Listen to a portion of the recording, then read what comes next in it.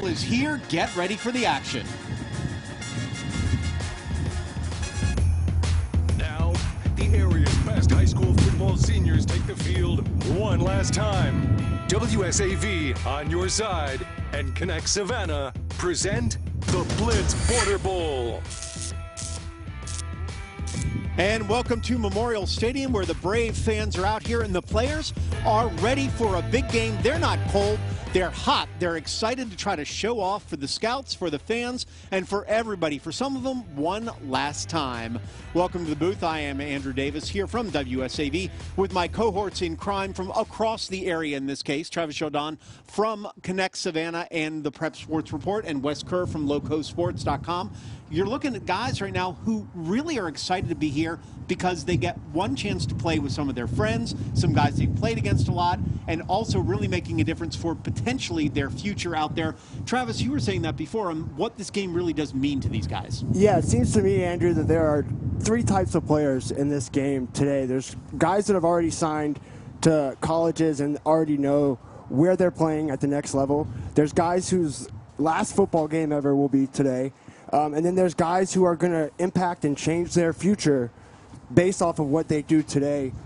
So, you know, really exciting opportunity for a lot of these guys. Absolutely exciting also to have Corey Howard down on the field right there next to the players. Corey, how you doing? Oh, I'm doing good, Andrew. Thank you for having me out here today. Hey, one of the things that I just wanted to make sure to do was to go and dap up every player and just tell them, you know, thank you for being here, as well as every coach. This is something that they don't have to do, but this is something that they chose to do. And like how you said, try to get that one last ride together. Try to get it out for the class of 2023. I see some guys around here. They're having a lot of fun. They're beatboxing. I don't know who got the best freestyle. Maybe that might be the next game.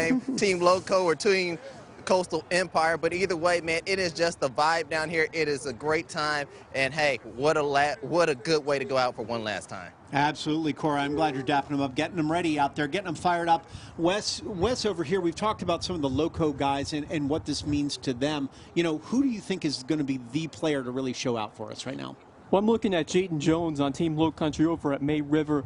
Really strong runner who carried the load, workhorse running back. I think he's going to get a lot of work here today. Yeah, you're looking at the quarterbacks. Maybe with some of this wind, it's going to be a little tough to throw out there. I expect to see a lot from the running backs. Defensively, too, Travis, you're looking at guys who can really hit and want to make an impact. Yeah, a lot of guys that are very athletic and that can play multiple spots off the edge, and that's sort of today's brand of football. Elijah Lacey's already signed with Georgia Southern, and he's a guy that I'm looking for defensively for Coastal Empire. Absolutely. And here your starting lineups and rosters for the Big Border Bowl today. Going to be a good one. He's walked out on the field one last time for some of these guys, but really for a lot of them, it's just the next step on this one. I'm really looking for Samari Dowdy from Johnson to have a big game. Ty Goldrick, the quarterback for Richmond Hill, is going to sling it all over the field. Austin Saylor, a tackling machine out there for Savannah Christian, too. Really great guys on all sides of the ball right now. West, from the Lowcountry side, we've got some great guys out here from 11 different teams. Jaden Jones, you talked about already. I think you're looking at some of the linebackers. Jaleo Williams from Wade Hampton really can make a lot of plays on that side of the ball. You know, across the board, Landon Garvin from Colleton County hasn't gotten a chance to play at this level before, really. So we're out here. Everybody's getting ready. They're staying warm. They got the striped socks ready. Let's go over to the national anthem and start this up and get us game ready.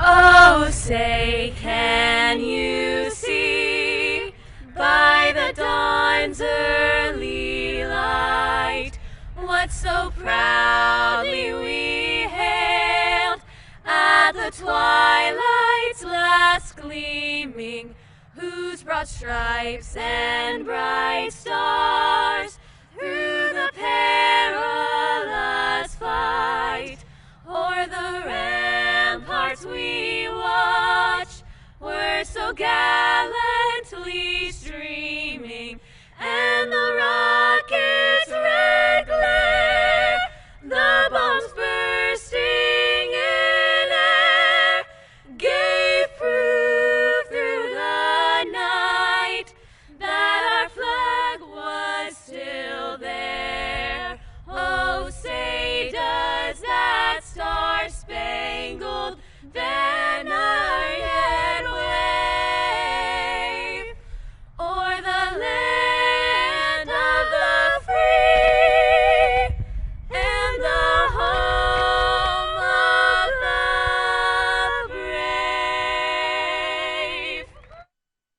Great job, ladies out there. A beautiful national anthem to go ahead and get us ready.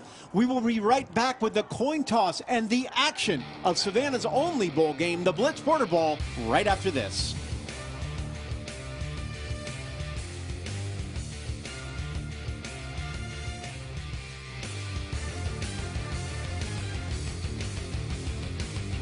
This segment of the Blitz Border Bowl is brought to you by the Mike Hostelo Law Firm. Over the past 30 years, Hostelo Law Firm represented injured victims in their time of need with 13 offices throughout the Southeast. The Mike Hostelo Law Firm has the power and resources to take on the insurance company.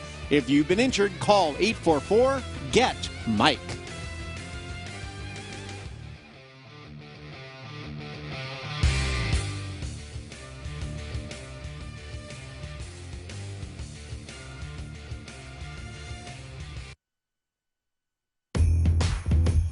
This segment of the Blitz Border Bowl is brought to you by Alpha Graphics. Alpha Graphics in Savannah is your printing MVP.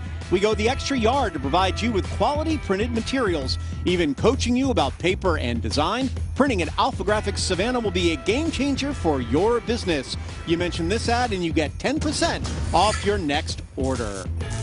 So welcome back to the Blitz Border Bowl. We're just about ready to get action in play. The first things first, of course, we got to figure out who's getting the ball first. And that's going to be the coin toss coming in just a second. Does the coin toss mean anything to you guys when we do this? Or do you think for the players it means something?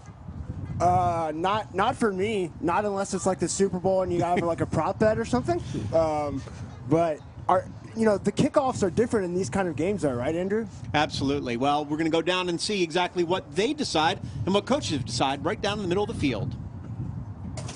No, we're ready. Yeah, stay down. I can see this one.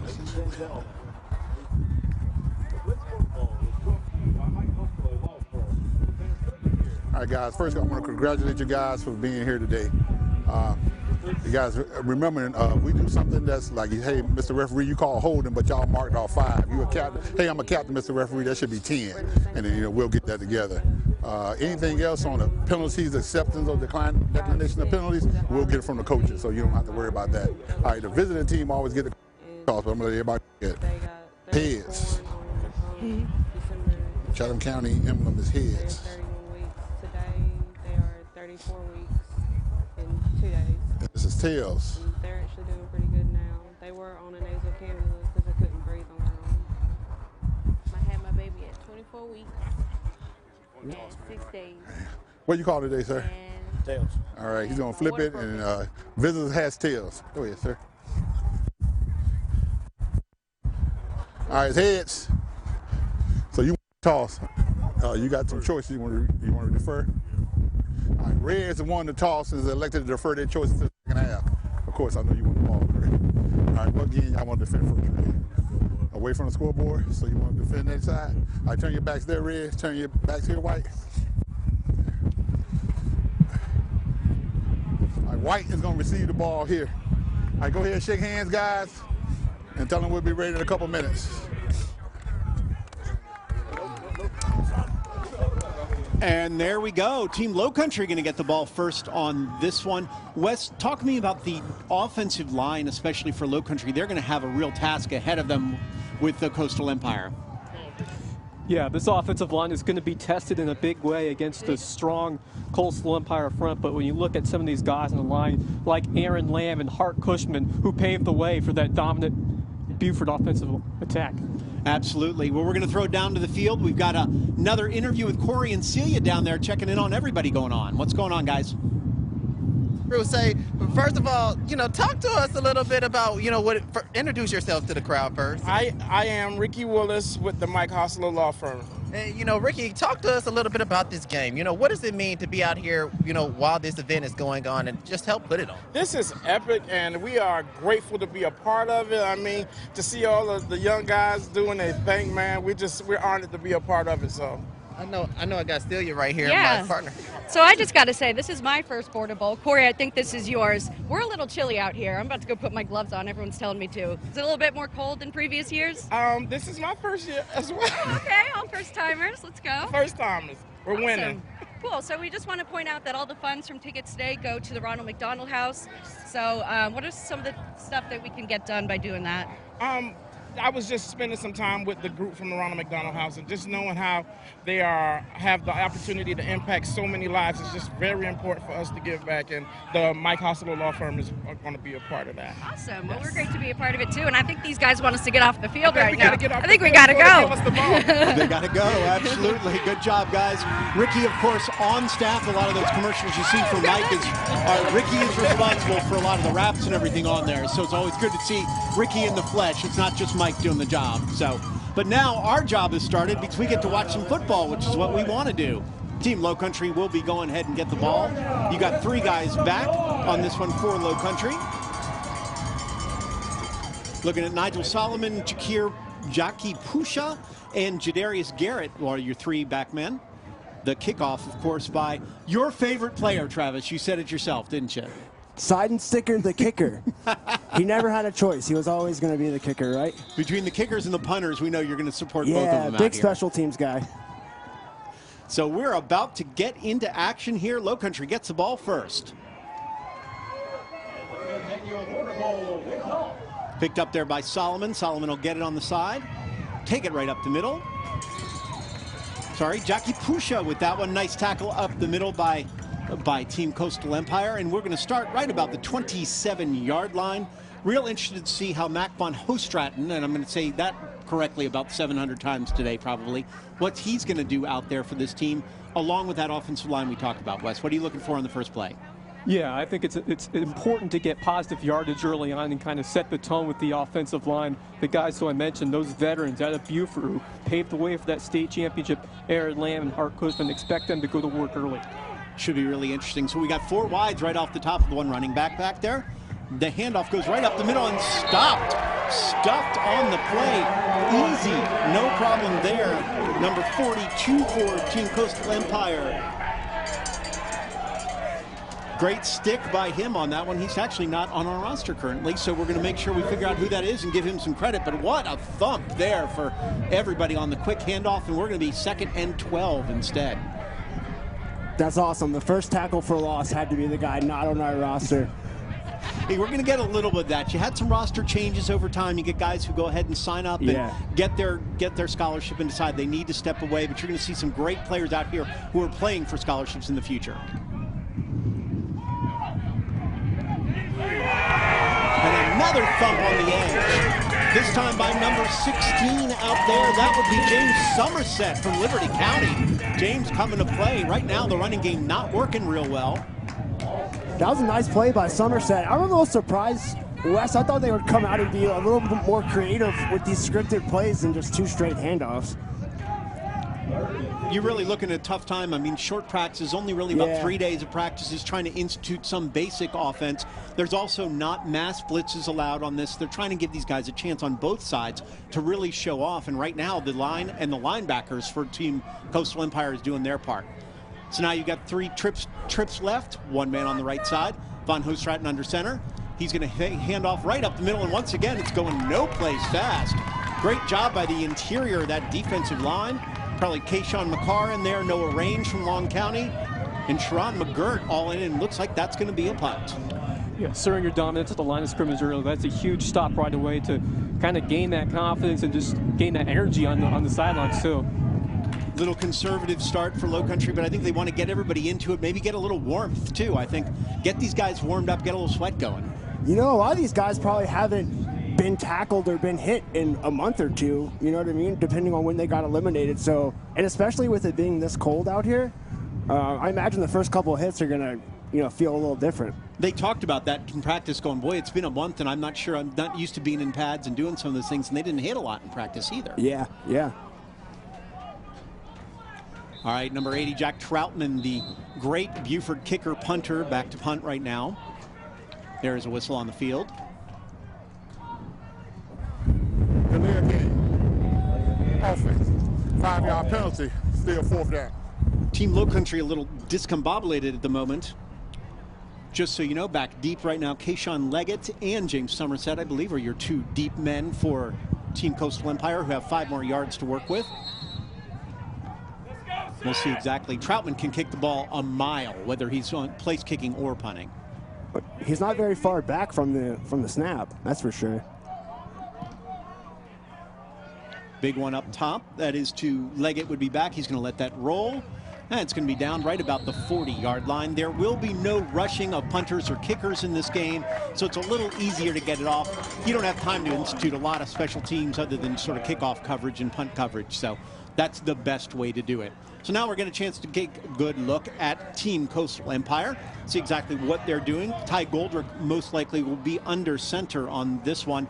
From the Lowcountry side, Wes, I mean, I think their defensive line now really has to step up too, don't they? Yeah, you're going to have to give up that response after surrendering that disappointing first drive offensively, and now a chance to get right back at them. And you mentioned some of the guys that play both ways. We'll see how Terrence Hash decides to play it, but a lot of these players on this roster have done that. They've played both offensively and defensively for their teams.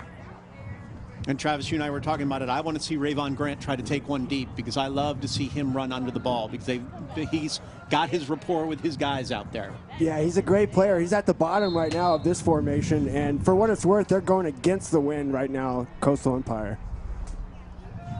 Quick out right there. Oh, double pass right off the top on the play over there. Great play to Jordan Lovett on the catch from the throw from Troy Smith, who's a quarterback himself, playing some wide receiver. Let's use everybody we got on the field. Great play to start right there for Team Coastal Empire. How about some trickeration on the very first play? Not wasting any time. Nope, got to do what you can. Unfortunately, there is some laundry on the field. Illegal forward pass. Illegal forward pass. When you do that pass. Offense. Also, there's a loss of down. Second down. It's too bad. It was a great play. Exactly what you wanted to see. Unfortunately, Troy Smith was just in front of where they were throwing the ball from Ty Goldrick, so they're going to have to back it up. It's, when it's there, it's an all-star game, guys. It's close. You didn't have quite time, but perfect play to start. Well, got to start all over now. So we'll see exactly what they can do. I really like what Goldrick's going to do with a lot of these wide receivers out there, too. So we're going to see what they're doing, throwing right off the top. Goldrick going to take off up the middle. Brought down there after just about a yard gain. Nice job by various people on the Lowcountry defense, including Jeremiah Macklin, I believe, on that one, as well as Thomas Raish from May River. Thomas Raish, a really underrated part of that strong May River defense, had a terrific year. Really not the biggest guy out there, but really did everything he could on the field. 100 tackles, 39 of them solo on that, plus a sack, and then 14 tackles in that loss to Myrtle Beach in the playoffs. So now it's second and third and 9 in this case, 3rd and 9.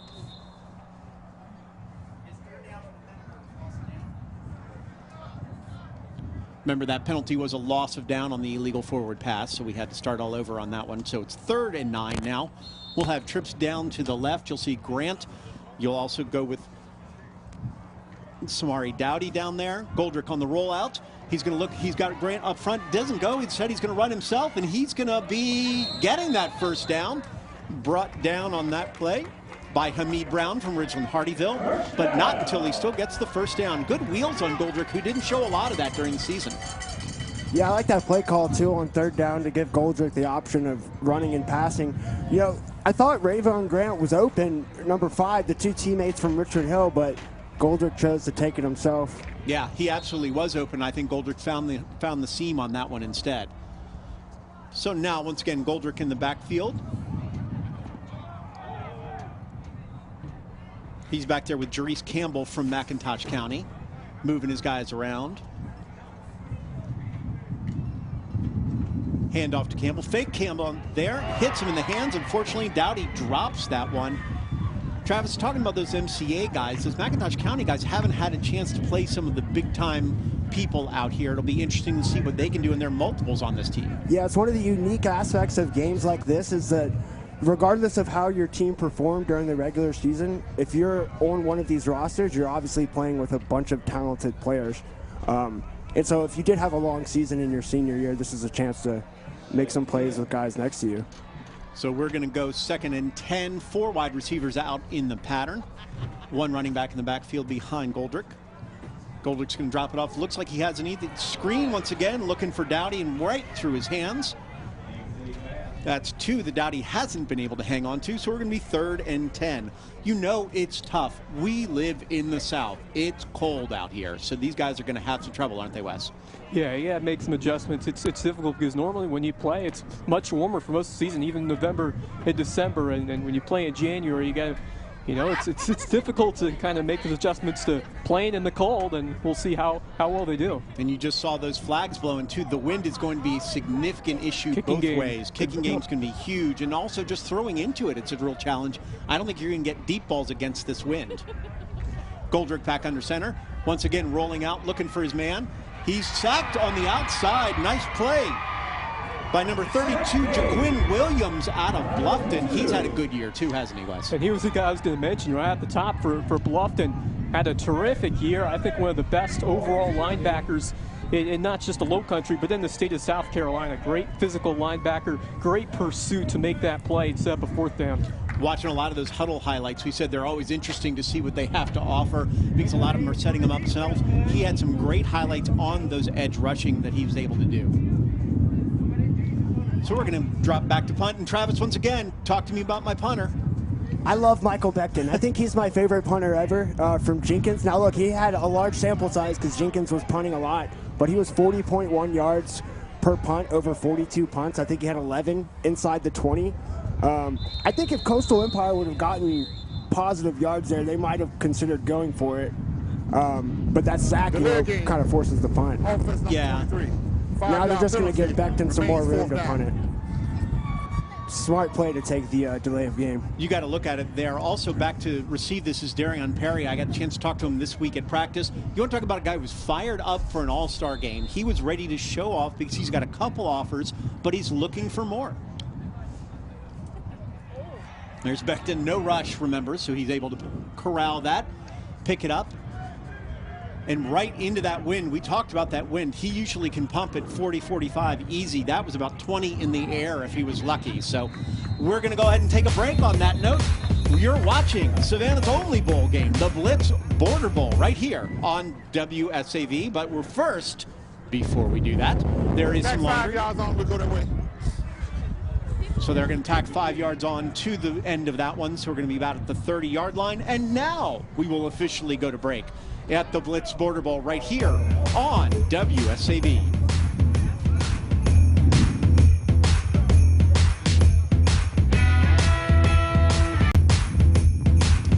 This segment of the Blitz Border Bowl was brought to you by Beaufort County, reminding you that Beaufort County, South Carolina is hiring for all kinds of professions. First responders can receive bonuses up to $7,500. Check out BeaufortCountySC.gov and click on County Jobs. So welcome back to the Border Bowl here. So far, not a lot of offense. The wind playing havoc with everybody, and the defensive line of Coastal Empire showing dominance on that first drive. We'll have to see exactly what Lowcountry can do from here. They got a lot of speed. Let's see if they're able to utilize it, maybe get to the outside. Interesting choice just to throw. Now Max Van Halmstraten can throw, no doubt. We'll see what he can do this time. That was a pitch right there. Again, just blown up. Nigel Solomon gets that pitch. Looks like number 30, number 33. You got a couple different guys on that one. I'd say Austin Saylor was involved, as well as Jaden Hester and Tyree Campbell on that one, too. Yeah, a lot of guys. That's 4 snaps now for the Lowcountry. 4 tackles for loss, right? Yeah, so far, absolutely. We've gone nothing but backwards so far for Lowcountry. I think you got to open it up a little bit and at least see what your offensive line can do to protect. You know, I know you didn't have much time, but you've got weapons all over that field, and they talked about speed, Coach Ash did. So we're going to go 4 wides, 1 running back in the backfield, Van Halmstraten under center. Coastal Empire looking blitz, coming right at him.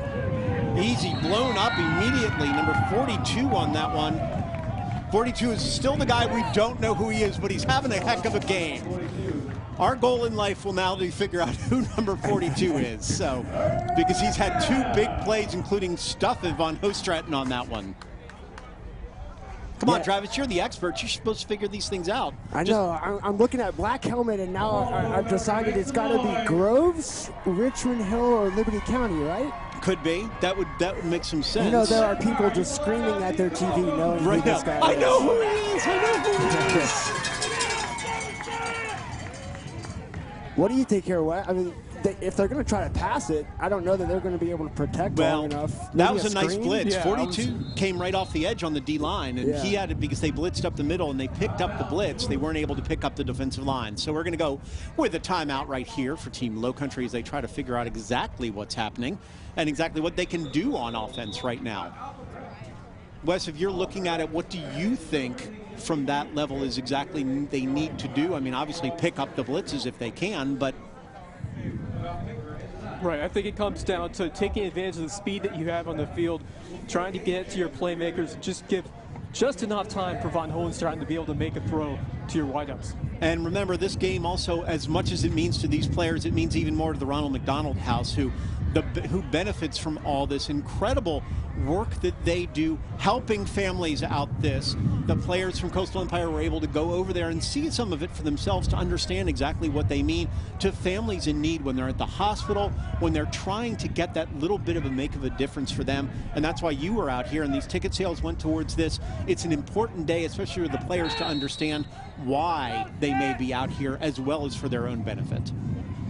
In the meantime, we're at 3rd and 15 right here. Von Hohenstraten back. He's going to hand it off right up the middle. It's a positive play, but only for 2 or 3 yards. Good stick on the outside there. Jatavius Wikerson from South Effingham on that. The running back for number 24, Anthony Fripp from Thomas Hayward. One of the only low-end guys right now to play, and he's hoping to really make a difference. Yeah, Anthony Fripp, one of the guys who I think could really use this game to continue to make himself known. Team MVP of Thomas Hayward this year, really versatile on the field, athleticism, power, really works hard in the weight room, and he was a two-way star for the Rebels this year. James Somerset back to receive this kick potentially.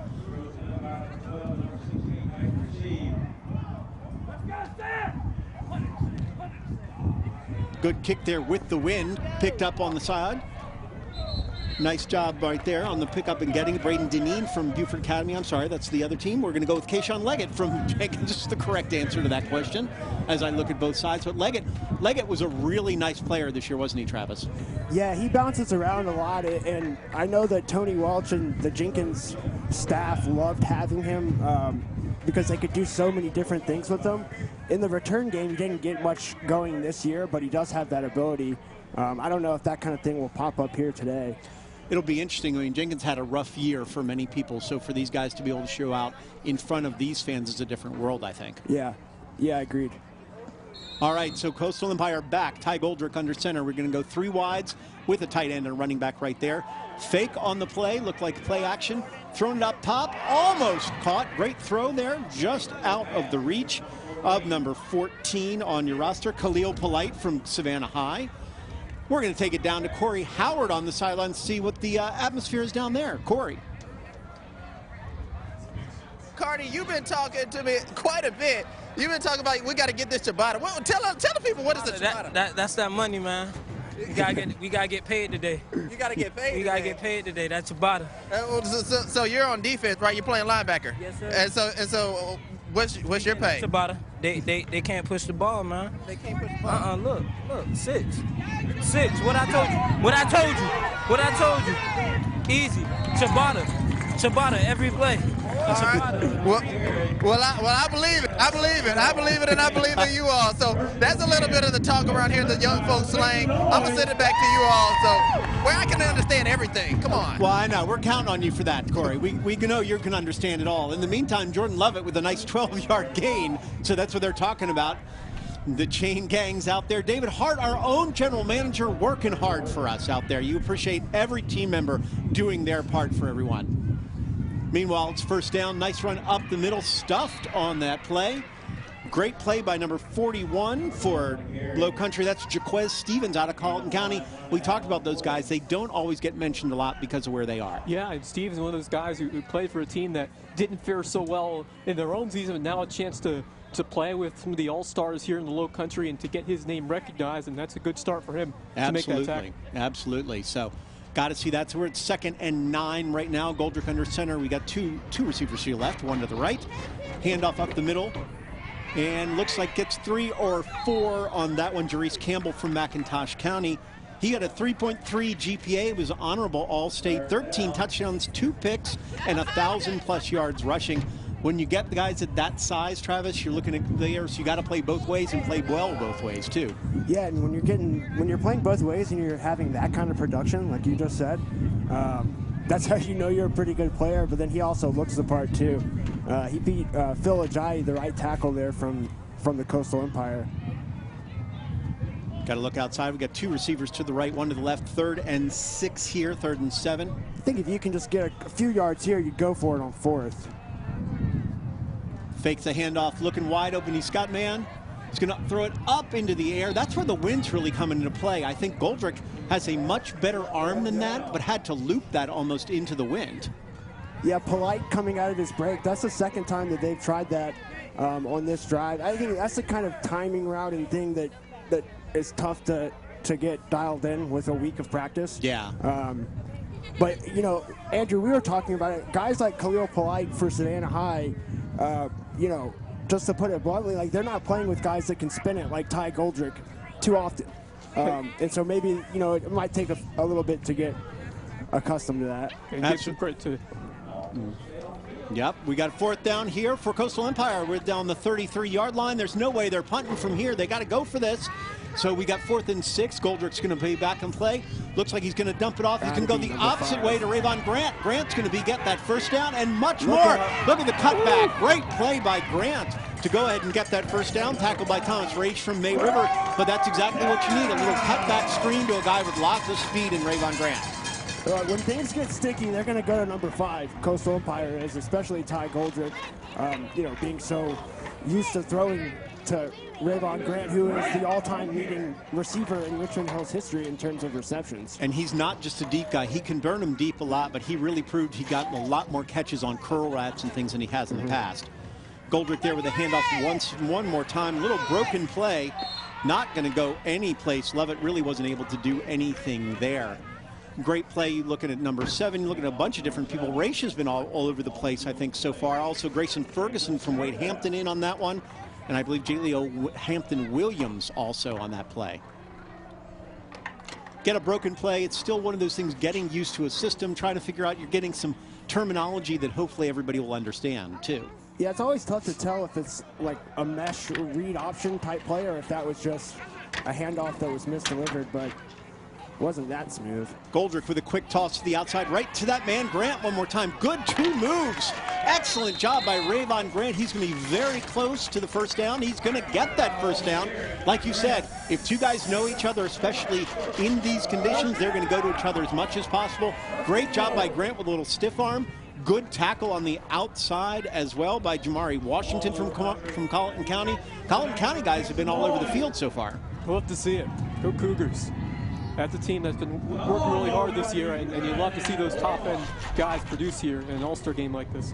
So we're going to be 1st and goal from the 7 for Team Coastal Empire. Once again, you've got Ty Goldrick under center. You've got Jerice Campbell from McIntosh County next to him and 3 wide receivers in the game.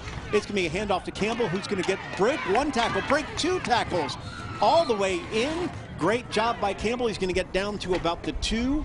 One more time, Grayson Ferguson from Wade Hampton, who was able to do that. By the way, if you're wondering, Grayson Ferguson was a prom prince as well as being an excellent football player. So that's a fact. This is the deep research I'm doing for our game today. So we'll be 2nd and 3. I like this, putting the extra offensive lineman Danny Thomas in the backfield. Handoff one more time to Ferguson, to our guy right there. He's going to take it down all the way. Jerice Campbell's getting a lot of play right now in that backfield. Yeah. So we're going to be 3rd and 2 from the 2. Interesting to see what we dial up here. You're right, putting the extra offensive lineman close because you don't necessarily have a lot of tight ends and people in this game. You got a lot more wide receivers who are playing, so you need some of those big guys. We're going to go ahead and run this all the way down to the end of the 1st quarter. Excitement to come in the 2nd as we will be 3rd and goal from the 2 when we come back from Savannah's own bowl game, the WSAV Blitz Border Bowl.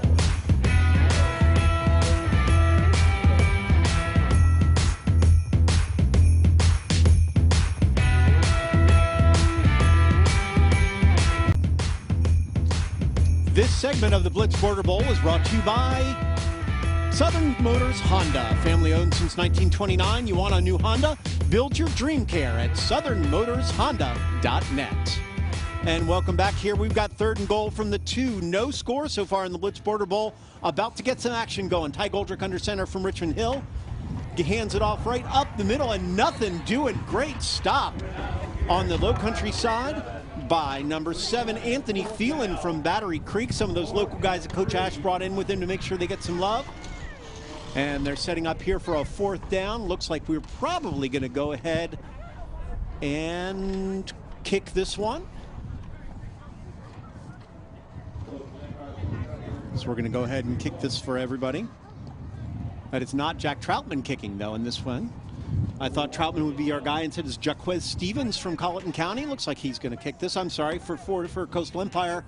That's going to be John Steidensticker. That's your guy. Travis, you're supposed to help me with the kickers. Come on, man. Steidensticker the kicker. Steidensticker the kicker, and it's going to be up, and it's good. So we got our first score of the game, 3-0 for the Coastal Empire. You can see how much the wind played into that one, Wes, especially when he's just launching it through from a short distance. That one swerved a little to the left side very quickly, but you talk about what Team Lowcountry able to do to get that stop, hold the 3. You got to see that as a huge win for that Lowcountry side.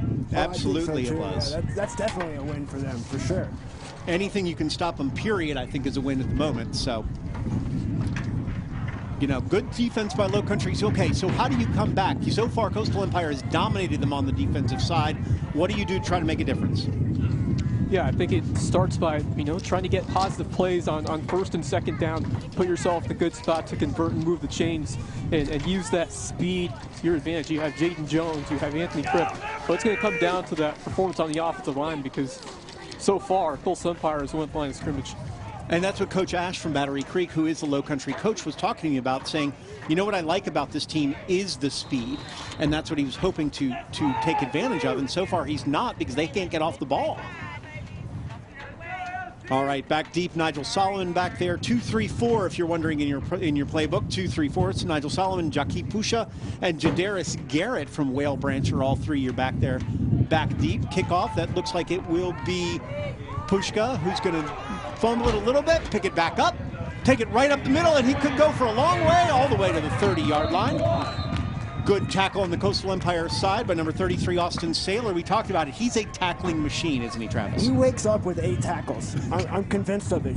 Austin Saylor is everywhere on almost every play. He probably did not play special teams this year for Savannah Christian. I'm confident in that. So nice tackle for him. A lot of those guys didn't necessarily play special teams, and they're out here doing it now. But that's what they're going to showcase when they get to college. If they can go some places, that may be their first shot will be special teams. Yep, just putting another aspect on film. All right, we're at new quarterback in the game right now for the Lowcountry. Braden Deneen from Buford Academy had a very good year for his team. Throwing it up in the air, great catch on there by Pushka. So Deneen goes to the air immediately and throws it into that tough wind. Those arms, you're not going to be able to show it off out there, but that you can see what kind of arm that he has, isn't that right, Wes? Yeah, and that's the kind of the epitome of Braden. And he always plays with a chip on his shoulder. Definition of a player who's going to give his all on both sides. A dual threat quarterback. You see him a lot in the running game, but that was an impressive throw by Deneen and a nice play by Jakai Pouchet, who's really done a bit of everything over his years at Whale Branch. Yeah, Pouchet really has done a lot, and the quarterback, wide receiver, defense, he's done a little bit of everything, and that's when you get these guys in this game. Jaden Risher last year won the MVP because he was able to play both ways and show off the skills he's got. There's Deneen, handoff right up the middle on that one to number 33, Jeremiah McKecken from Battery Creek. He had 3 touchdowns and 262 yards against North Charleston in one of the games this year. Yeah, that was the lead that got him into the playoffs, which was huge. And of course, Terrence Ash, the head coach of Battery Creek, I'm sure he's going to call McKeechen's name a little often here in this one, and expect him to keep going back to his running back. Yeah, really like Deneen getting a good shot in this one too. Buford Academy had a very good season, but they're playing in that area with the Thomas Haywards and with the Hilton Head Christians, in those divisions where you don't get to see them quite as much, and against big guys like this too. So Deneen back under center. You got trips over to your left side. He's going to get the pass. He's going to try to get one off. Instead, he's going to break free, run it up the middle. He's going to get 10, 12 yards on that one. Another tackle by Austin Saylor right in there, as well as Jatavion Wickerson from South Effingham making the play. But we do have another first down for the Lowcountry. And there's an example of what Deneen can do on the ground as a quick and agile runner. Really presents so many options as a quarterback, and someone who really proved himself this past year for Buford Academy. Went all the way to the semifinals in Skeeza 2A, and now off a terrific start, looking to prove himself in this Blitz Border Bowl. Maybe not the ideal size, 5'10", 180, but he does have a good arm, and he's very talented. 1AA Defensive Player of the Year, too, so he's going to show it whatever level he's going to do on both sides. All right, so we are back at first down. Deneen under center. Motion on the side. Again, flipped up into each other. Tough play on that one. Nigel Solomon trying to get some action. Instead, he ran into his own guy. Going to lose about 7 or 8. You know, the defensive line, Travis, so far, we've talked a lot about them. You know, these guys are big for the Coastal Empire. Yeah, and they're playing like really aggressive right now. You know, I think the early pass completion, the changeup kind of to start the drive, opened up the middle a little bit, and that's the only way that I think Lowcountry is going to be able to move the ball through the middle, is if they're able to show that they're at least somewhat of a threat sideline to sideline. Absolutely. And so on our sideline is Corey Howard, who's got a special guest right there to talk to right now. Corey. Thank you, Andrew, and you're absolutely right. I got Billy Sorchak with the Ronald McDonald House. Billy, I mean, talk to me a little bit about this game and how it benefits the Ronald McDonald House. Well, we're open 24/7, 365. Every single penny that's raised here stays in this community, and we are serving the most critical cases that the Coastal Empire sees. So every player on this field could ultimately have to use our house because we serve newborns to 22 years of age. So opportunities like this to let everybody know what we do. Of course, the funds from this and our great partnership with WSAV, we keep the lights on, doors open, because you can't close on a holiday, you can't close during a pandemic. We have to be open all the time, so this is so huge. Yes, indeed. And talk to us a little bit about the testimonies, just some of the things that you've seen, you know, miraculously happen and come through y'all's doors.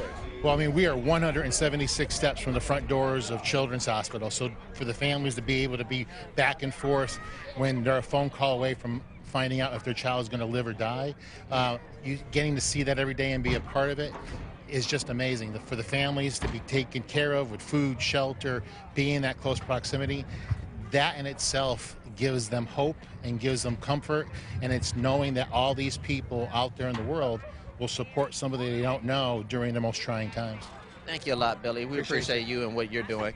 And Andrew, you get to see a little bit of it yourself, why this game is played with so much passion and why so many people care about it so dearly in their heart. If you have ever talked to anybody who's gotten help through the Ronald McDonald House, it's an incredible thing, and it can't be expressed how much that exactly means. Good top up top. In the meantime, playing some football. That's going to be an interception right there. Braden Deneen throwing it up, picked off by number 12 for Coastal Empire. That would be Kayshawn Leggett. We talked about him a bunch so far with on punt returns or otherwise. Little celebration in the end zone for everybody too. Couple pictures, a little something for everybody. They're all fired up right now. Tough for Deneen. I think he threw into triple coverage there, but the wind didn't help him either. Yeah, I think a little humble pie there because, you know, the guy was open, but I don't know that throw was ever going to be able to get there. The line actually did a nice job of protecting, and, you know, that's a tough break for the Lowcountry coming out of a timeout especially. Now Coastal Empire getting fired up. You're right in the huddle for this one, up close and personal to see exactly what they're going to do. You're going to see everybody on top and see what Coastal Empire has in their bag right now. Troy Smith looks like he's going to come out as quarterback for the Coastal Empire. He does a little bit of everything for his team, and he's probably more defensively oriented or wide receiver, but he can also throw the ball a little bit. And Smith, in this case, will hand it off to Lovett. Lovett will go no place, though. Good stuff on the inside. Looking at a variety of defenders on that one, including Jaleo Hampton-Williams from Wade Hampton was right in the middle. We called his name a couple times, Wes. Yeah, love to see these Wade Hampton players finding some success early on in this ball game. And for Wade Hampton, this is the last year of this Red Devils program before they join forces with Estill and become the Hampton County Hurricanes. And that's going to be a team to be reckoned with once they move up in class, too, because that's going to be a lot of athletes together. So Troy Smith under center. He's from Jenkins High, 6'3", 210 on this. He's going to hand it off to Levitt and going to be right down. Great stuff on the inside. Number 7, that's Anthony Phelan, again from Battery Creek, who once again, you're seeing some guys' names pick up quickly that have seemed to be making plays every time they're on the field. Yeah, Jaquin Williams is one. Anthony Phelan is another one. Battery Creek Dolphins. So Terrence Ash doing a good job, preparing his own guys, and how much they want to play for him in an all-star game like this. So you'd love to see those names getting recognized early. Yeah, big guy in the middle over there, Elfon Reyes from May River, 5'11", 290. He looks like he's a horse right in the middle to block somebody out. That's a football name, too. It is. Absolutely. There's Troy Smith on the carry from the outside. This is what he did a lot this year. Good speed on Troy Smith. He moved from tight end to quarterback. He's a basketball player. He has lots of tackles and sacks on defensive side. Travis, any sense on where he might fit for somebody as we move on to 4th down and 2? Yeah, you mean at the next level? Yes. Yeah, he's definitely not going to be a quarterback. I mean, I think he would be the first to tell you that. But when you look at the body and the athleticism and the production on both sides, it seems like somebody could use a player like that almost at all times. For me, I would think probably defense, somewhere on the defensive edge. Yeah, I mean, career 145 tackles in his career, 8 sacks, 4 fumbles made. I mean, he knows what he's doing out here. Yeah. Travis, jock your guy again. You got your punter out there. Okay, Michael Beckton with the win. This is a crucial punt for really, my credibility, I think, Wes. That's really true. Your credibility's on the line here for talking him up. Give me a bounce. There you go. There you go. Look at her voice. All right, you're back again. Becton's back and you're back. Congratulations. Come on. That's going to be about an 80-yard punt. About an 80-yard punt. And on that note, Coastal Empire with a 3-0 lead, 6:02 left in the second quarter. We will go to break right here at the WSAV Blitz Border Bowl.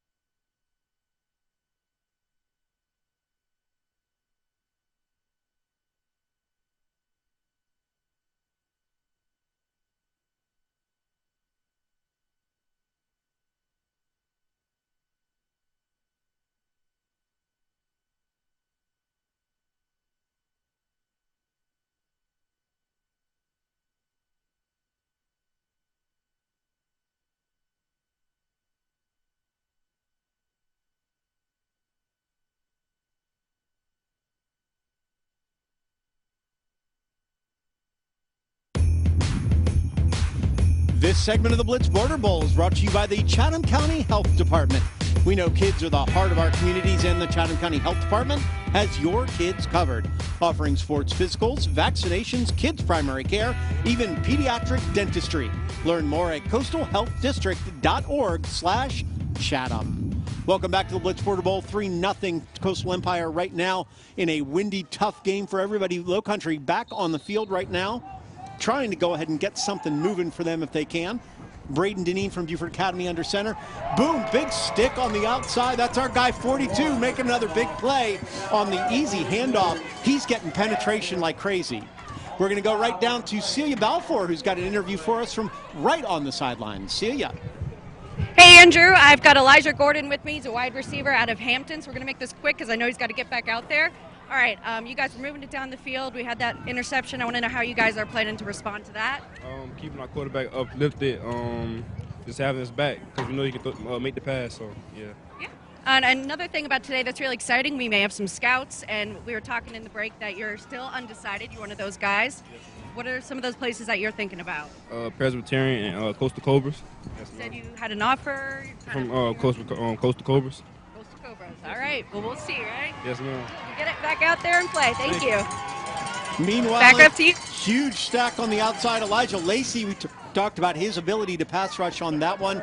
And want to give everybody credit while we're here because we finally figured it out. 42 is our guy Sharon McGirt from Islands. He switched numbers on us. So he's the man who's been making big plays on the defensive side so far for Coastal Empire. That sack, though, Elijah Lacey was a monster on the outside for New Hampstead this year. Yeah, Clay Helton and Will Harris, the coaching staff up there at Georgia Southern, are really going to like Elijah Lacey. Yep. I should have known it was Sharon McGirt. He's made a bunch of plays for Islands over his career. He really has. Islands didn't have the best year out there for everybody. He's made a lot of plays, though. Good toss right to the outside, just over the outstretched hands there of the wide receiver, Jadaris Garrett from Whale Branch. That's going to bring up fourth in a long, long way, so we're going to go ahead and punt. Yeah, I like the play call. Just a little bit of an overthrow there by Braden Deneen. But like you said, use to take advantage of that speed.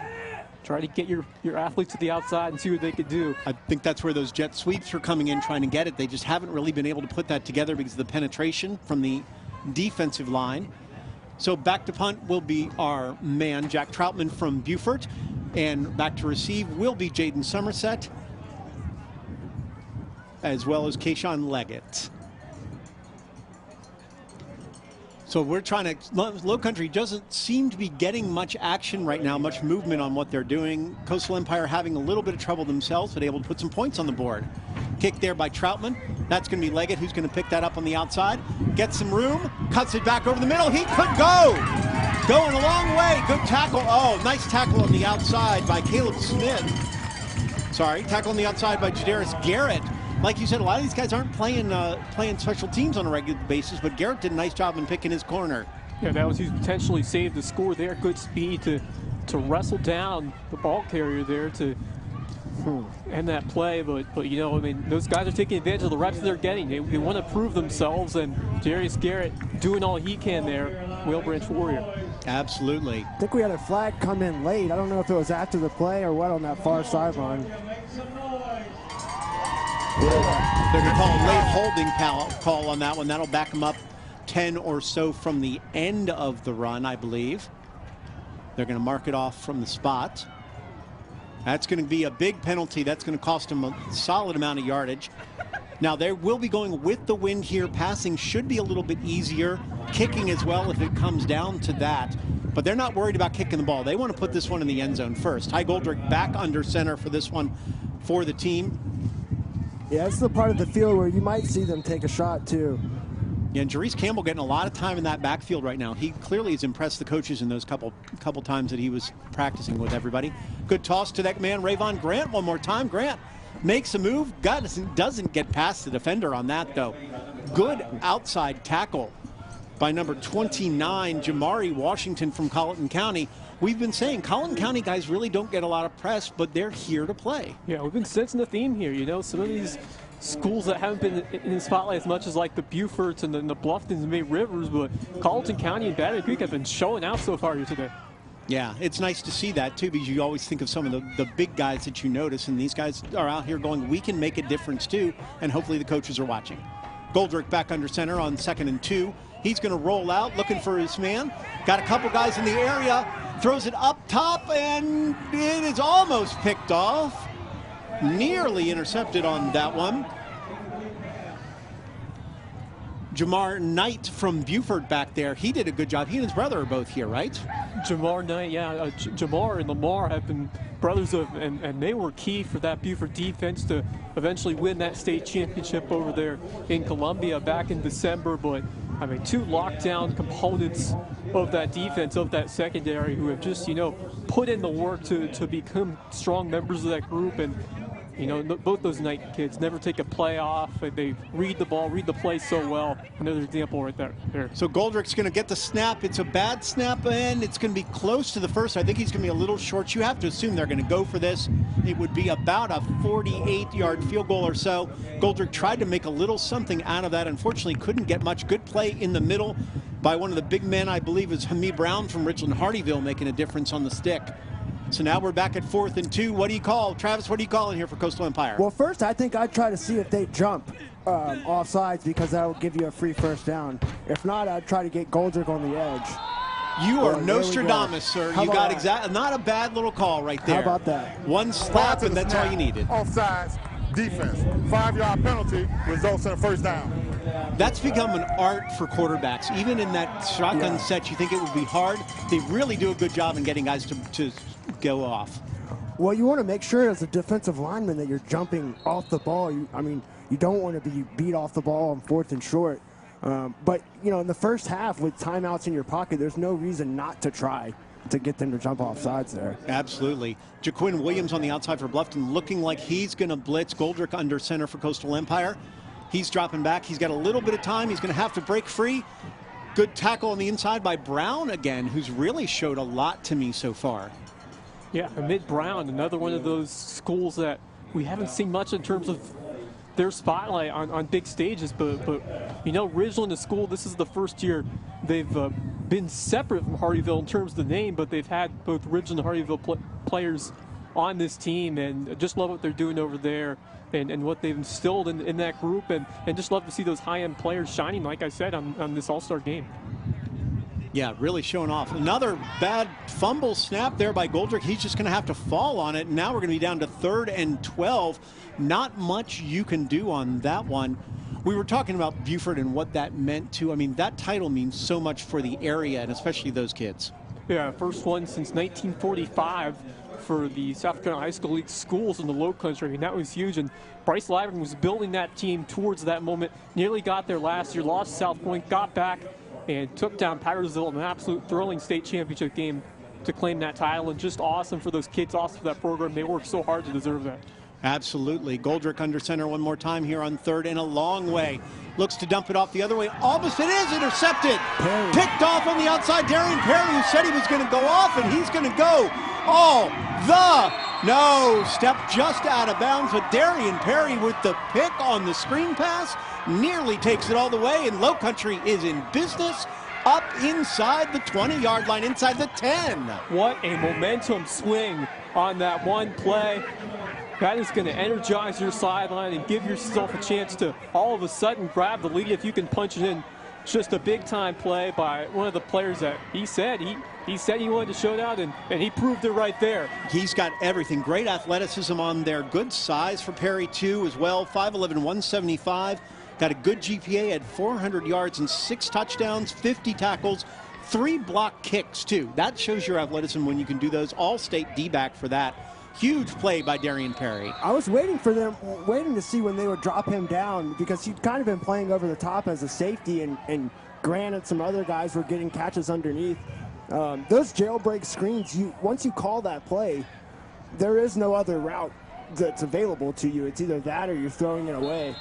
So that's the kind of thing that's decided before the snap. When you like all those extra offensive linemen, we got about 9 of them in the game right now, Travis. They're going to go big. And that's going to cause Coastal Empire to call a timeout because they didn't know what kind of system we were in there with all the big guys. Yeah, they didn't see that on film this week. We were talking about Buford, too. The most amazing thing about not just winning that title, they didn't throw the ball for the entire title game, which I've never heard of before, that they sat there and ran every single play, and that's how they won that game. And they didn't need you. They didn't need to do that. I mean, the offensive line was outstanding, and then you got the speed of Casey Fields, who just had a monster season. He even started the year running back. He started at wide receiver. Lyburn moved him over midway through the year, and he was just a force the rest of the way. Colton Ferries really did a bit of everything. I think he was the MVP of that team. And, I mean, if just signed over with App State, too, Absolutely. And they're excited to have him. And he did say, I did have to ask him, I said, so what do you have to say to those Georgia Southern people out there who are a little upset you didn't go that way? And he just laughed, and he said, I've got no comments. It starts early. It starts early from there. Hey, let's give credit to these fans out here who are braving some really tough conditions. It is cold. It is windy, as you can see right there. But they are here to see their family, their friends, their fellow players, whatever it may be. And they're doing a great job so far. So hopefully we're going to continue on and get a better game. And we're getting a great one so far. Already 3-0 Coastal Empire. 1:10 left in the half. Coastal Empire with 2 timeouts, Lowcountry with 1, and they're going back to this big set for for Lowcountry. The annexation of Puerto Rico here. I believe it is. Yeah. Come on, Ed, can you make a little Giants reference? That makes me happy too. Is it too early for that? No, it's never too early for a little Giants reference. So I think they're talking to coach to see if he can actually do this play call. There are rules about exactly how you can do this, but they're trying to make sure it's all legal. Coach Ash is trying to figure, so they're going to have to move some players around. I think they're saying maybe it's not quite in the system that they're allowed to do, would be my guess, because there are rules to try to make it easy with such limited practice time. You can't make too many trick plays out here that are going to throw everybody off. So it's mass quantities of substitutions, including the quarterback, as Max Van Hostraten comes in for our guy Braden Deneen. We'll figure it out. There's a lot of players on the field, and we just moved about 9 of them out. So we're going to go 3 wides instead. Tight end on the side, 1 running back in the backfield. Van Hostraten, he hands it off up the middle. Great play, nice tackle. The handoff up the middle. Good tackle once again by our guy, Austin Saylor, who said he wants his 8 tackles. He woke up this morning ready for it. So these guys are starting to hit hard, man. I think they're warming up a little bit. It's all it takes is a little warm-up, and they remember how to play football. As you said, they've been gone for a month or so. A lot of the guys haven't practiced, so it's really muscle memory, getting back into the flow of, oh yeah, I remember how to do all this. And it's natural athletic ability with a lot of these guys, too. Yeah, muscle memory, just remembering how to make the plays that you've done throughout this past fall, and quickly they're acclimated to it again. All right, clock ticking, 42 seconds left in the half right here. Van Hostraten drops back. He's going to hand the ball off right up the middle to Jaden Jones from May River. He looks to be a possible fumble. What are the referees going to say? I think they're going to say he's down.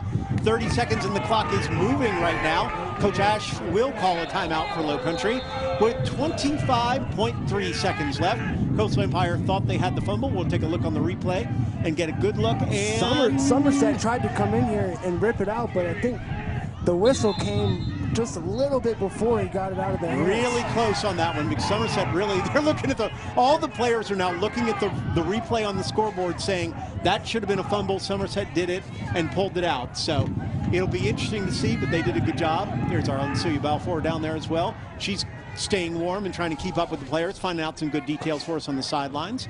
Meantime, we said Lowcountry called the timeout with 25 seconds left.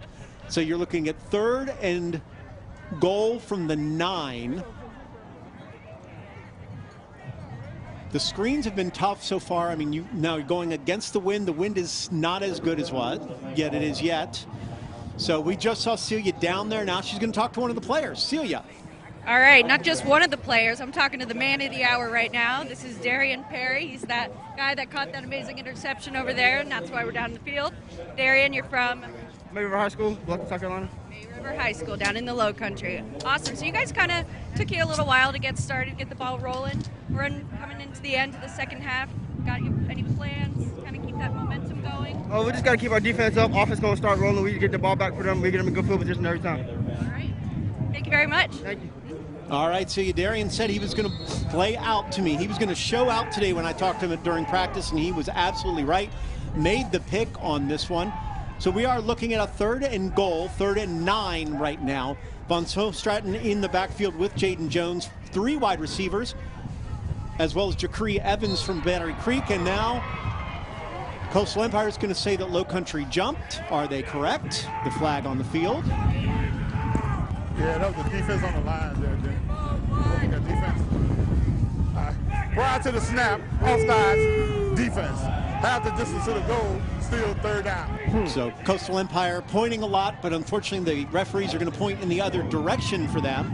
So we're going to be half the distance, so it'll be 3rd and goal from the 5 with 25 seconds left. Do you think this changes what they could do if they're half the distance closer at the 5? Maybe get 2 plays to try to punch it in? Oh, I think either way they're going for this. I can't believe they're going to try to settle for a field goal, especially against it. So those are junior cheerleaders from Savannah, I'm being told. So they're back on the field. They had to go inside for a little bit and stay warm. I don't blame them for that one. So it is chilly out here, but thanks for coming out, girls, and cheering on both sides. Meanwhile, we're going to be at 3rd and goal from the 5. We're in a tight set with extra offensive linemen. It's Deneen from Beaufort Academy who's going to get it down to the 1.5 yard line.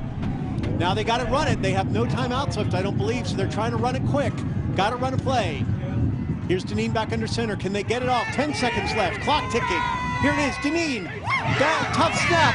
He's running for his life, and he's going to get swarmed under by the Coastal Empire defense, who's going to knock him back for a huge loss. Michael Ellison out there, Austin Saylor on that, Troy Smith, Wickerson. There are about 9 guys, I believe, who you had set. But that's going to be the end of the first half here at the Blitz Border Bowl. Coastal Empire with a 3-0 lead over the Lowcountry. We will be right back with our halftime festivities. Welcome back to the Blitz Border Bowl halftime show. A very chilly Memorial Stadium ending on a big heated play by the defense. Watch Coastal Empire swarm under on 4th and goal from the 2, and that's going to be why they go into halftime with a 3-0 lead over Team Lowcountry. Here with Wes Kerr and Travis Jodon so far. Not a lot of offense, but a lot of excitement for these guys who really played well on defense especially. Yeah, I guess you could pick bad offense or great defense. I'll go with great defense. I think a lot of the things that we talked about before the game, the edge guys and the guys up front, are making a lot of the plays for the Coastal Empire. Absolutely, and we've got a great thing. Of course, remember, the game benefiting Ronald McDonald House, and we've got an important presentation to make right now, right there on the field with Corey Howard. Yes, indeed. Thank you, Andrew. We're out here. I've got my general manager, big boss right here, David Hart. And David, we're going to make this check presentation. I see the big number. Talk to us a little bit about it, David. Well, we're just excited once again this year for the Blitz Border Bowl. We appreciate everybody that's come out today, our amazing partners, everybody that supports the game. We appreciate the crew, everybody that's worked. Literally weeks and months have gone into planning for it. Really happy to work with Ronald McDonald House. They do an amazing job for families all across our area, both in the Lowcountry and in the Coastal Empire. So we're really excited to have them with us today and have our local franchisees who are presenting a check. So just wanted to get to that and thank them again very much. And Mr. Billy, anything you all would like to add on to that? Well, this is the guy you need to talk to, Mr. John Palmasio, who's representing all our amazing McDonald's owner-operators who have been with us for 35 years and almost 50 for the whole organization. So, John? We're just happy to be here and be part of this big event. And keep in mind to everybody listening, every chance you have that you make a donation, whether it be out of McDonald's or the Ronald House by supporting one of these great events, it goes to helping the house, children from preemies to 2 years old. They're never turned away 24/7. This is the way we keep our local house running, so we need everybody in the community support. But we're proud to be, I'm one of the 6 owner-operators in the area, we're just proud to be part of this. Well, thank you all very much for everything that you all do. Andrew, we're going to send it back up to you upstairs. Absolutely. An incredible time to see what they can make a difference. $30,000. What that means to so many families who travel into the area to get that help. You know, Wes, for the players out there, it's always good to see that they know what they're playing for, too, and get to see it themselves. Yeah, it's for a good cause, and you love to see them doing this and putting this on for such a great mission and an effort for so many who need this. So it's just awesome all the way around, and just, you know, it's cool. I mean, it just gives you extra motivation. You're playing for a great cause at the end of the day. Absolutely. You know, and this is a big cause also, and a big chance for somebody down on the field right now with a big kick for their opportunity. We'll throw it right back down there for the excitement. You can hear the cowbells going, and Corey will be ready. Right now, you can see they're revving up. This will be the big kick. Chance to win big money here for everybody. You've been talking about the kickers all day, Travis. Yeah. Can you hit this with this win? Well, I didn't get the scouting report on this kicker. I'm rooting for him, though. I know this crowd is going to go crazy if he makes this kick. We don't have the scouting report yet. We're going to work on that in just a minute, but we're getting him right there from the 10-yard line. So you're looking at a 20-yard field goal, but with the wind. So they did give him the wind on this one, which is the good news. The general manager, once again, stepping up and holding the ball. I hope he's got experience, because I don't want to miss this chance. We need a good hold. Good hold. He looks ready. He looks ready to kick it right now. He's got it straight up. Get close on that ball and see, can he put it through? Not the proper shoes for kicking, but you can still get a shot. Oh, the almost. But you know what?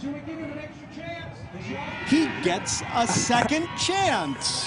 One more try. Come on. He's got this.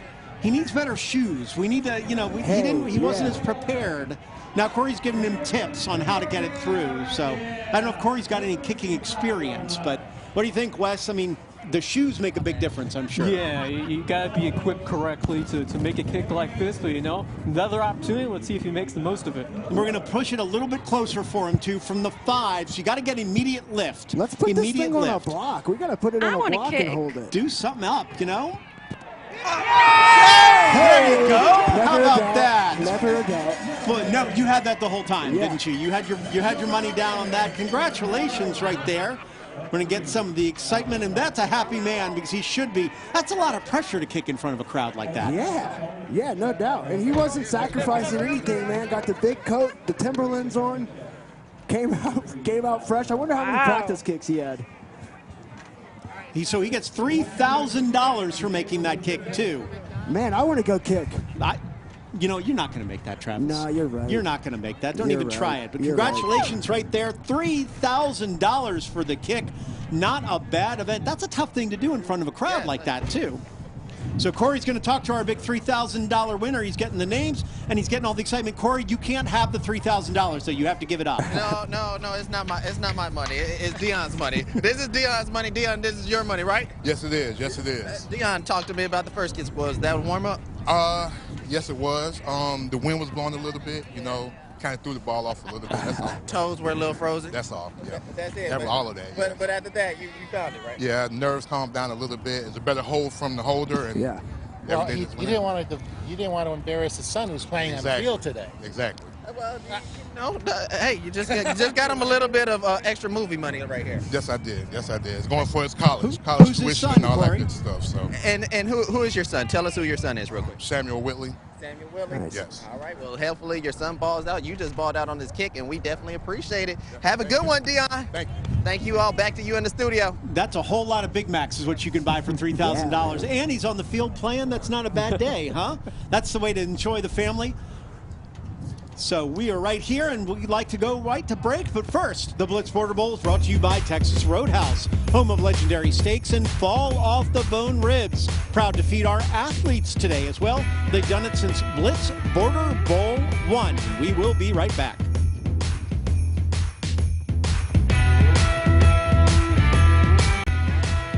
Well, at 3-0, you've seen all the scoring right here with the field goal by the Coastal Empire, and it is 3-0 at half. Coastal Empire leading Lowcountry in a defensive showdown.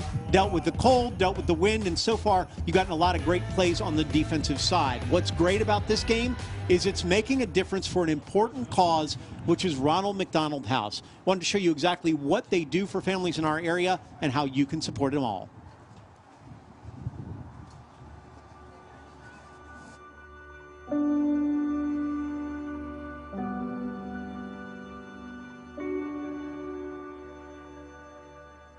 I had mono twins. They were in the same sac and placenta. They were born at 31 weeks. I got sent to the high-risk OB by my doctor in Douglas, Georgia, and they were born on December the 17th. They're 31 weeks. Today they are 34 weeks in 2 days. And they're actually doing pretty good now. They were on a nasal cannula because they couldn't breathe on their own. I had my baby at 24 weeks and 6 days. And my water broke at home, and I didn't know. I was just going to get something to eat, and my water just broke out of nowhere. And I wasn't having no contractions or nothing. So I called my doctor when my water broke. It was about 8:30 when I called my doctor. And he was like, "Are you having pain?" I was like, "Nope." He was like, "Well, I need you to get to the hospital just in case, you know, see what's going on." So I drove. Well, my mom drove me to the hospital. And we got here, and they rushed me back to C-section. Well, I was getting hooked up to all the machines and stuff, and they rushed me back to the C-section. They was like, "You got to get this baby out now," because he had distress.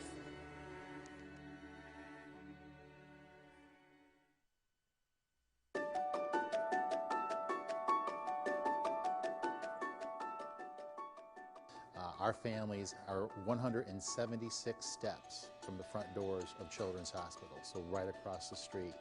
They get a place to stay, hot meals every night, wireless internet, laundry facilities, but ultimately the comfort of other families being with them, going through the same things that they're going through.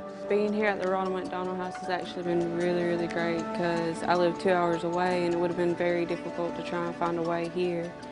Being here, I can wake up in the morning and go across the street and spend all day with my girls, and I wouldn't have to worry about how to get back to them if I had to leave. But I really appreciate Ronald McDonald, you know, whoever I really enjoy being here. I mean, it's like a home away from home. The staff is very family orientated. You know, they treat you, with fine. You know, they ask you how you doing. They check up on you.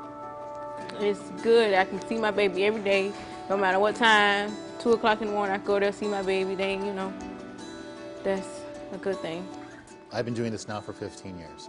It's been one of those kind of jobs where you are happy to get up in the morning and every day is different. All the families we serve have different stories, but they're all bound by the same things: children, newborns to 22 years of age. Back 25 years ago, my daughter was a preemie. Less than 3 pounds, not near a Ronald McDonald House, had to be flown to Children's Hospital in a helicopter with her, not knowing if she or her mother were going to survive her birth. So for the families that are going through that, I've been there. I've experienced the same thing, but not having this house. Being able to make a difference in the lives of the families that we serve is motivation enough, and it just makes it really easy to want to do your day job.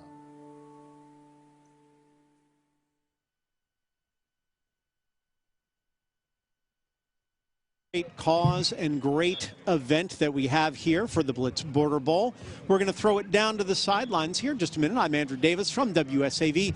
Great game so far. Cold, but lots of fans, lots of excitement. The cheerleaders are here. The players are balling out all over the place. We've seen a lot of great defensive plays so far.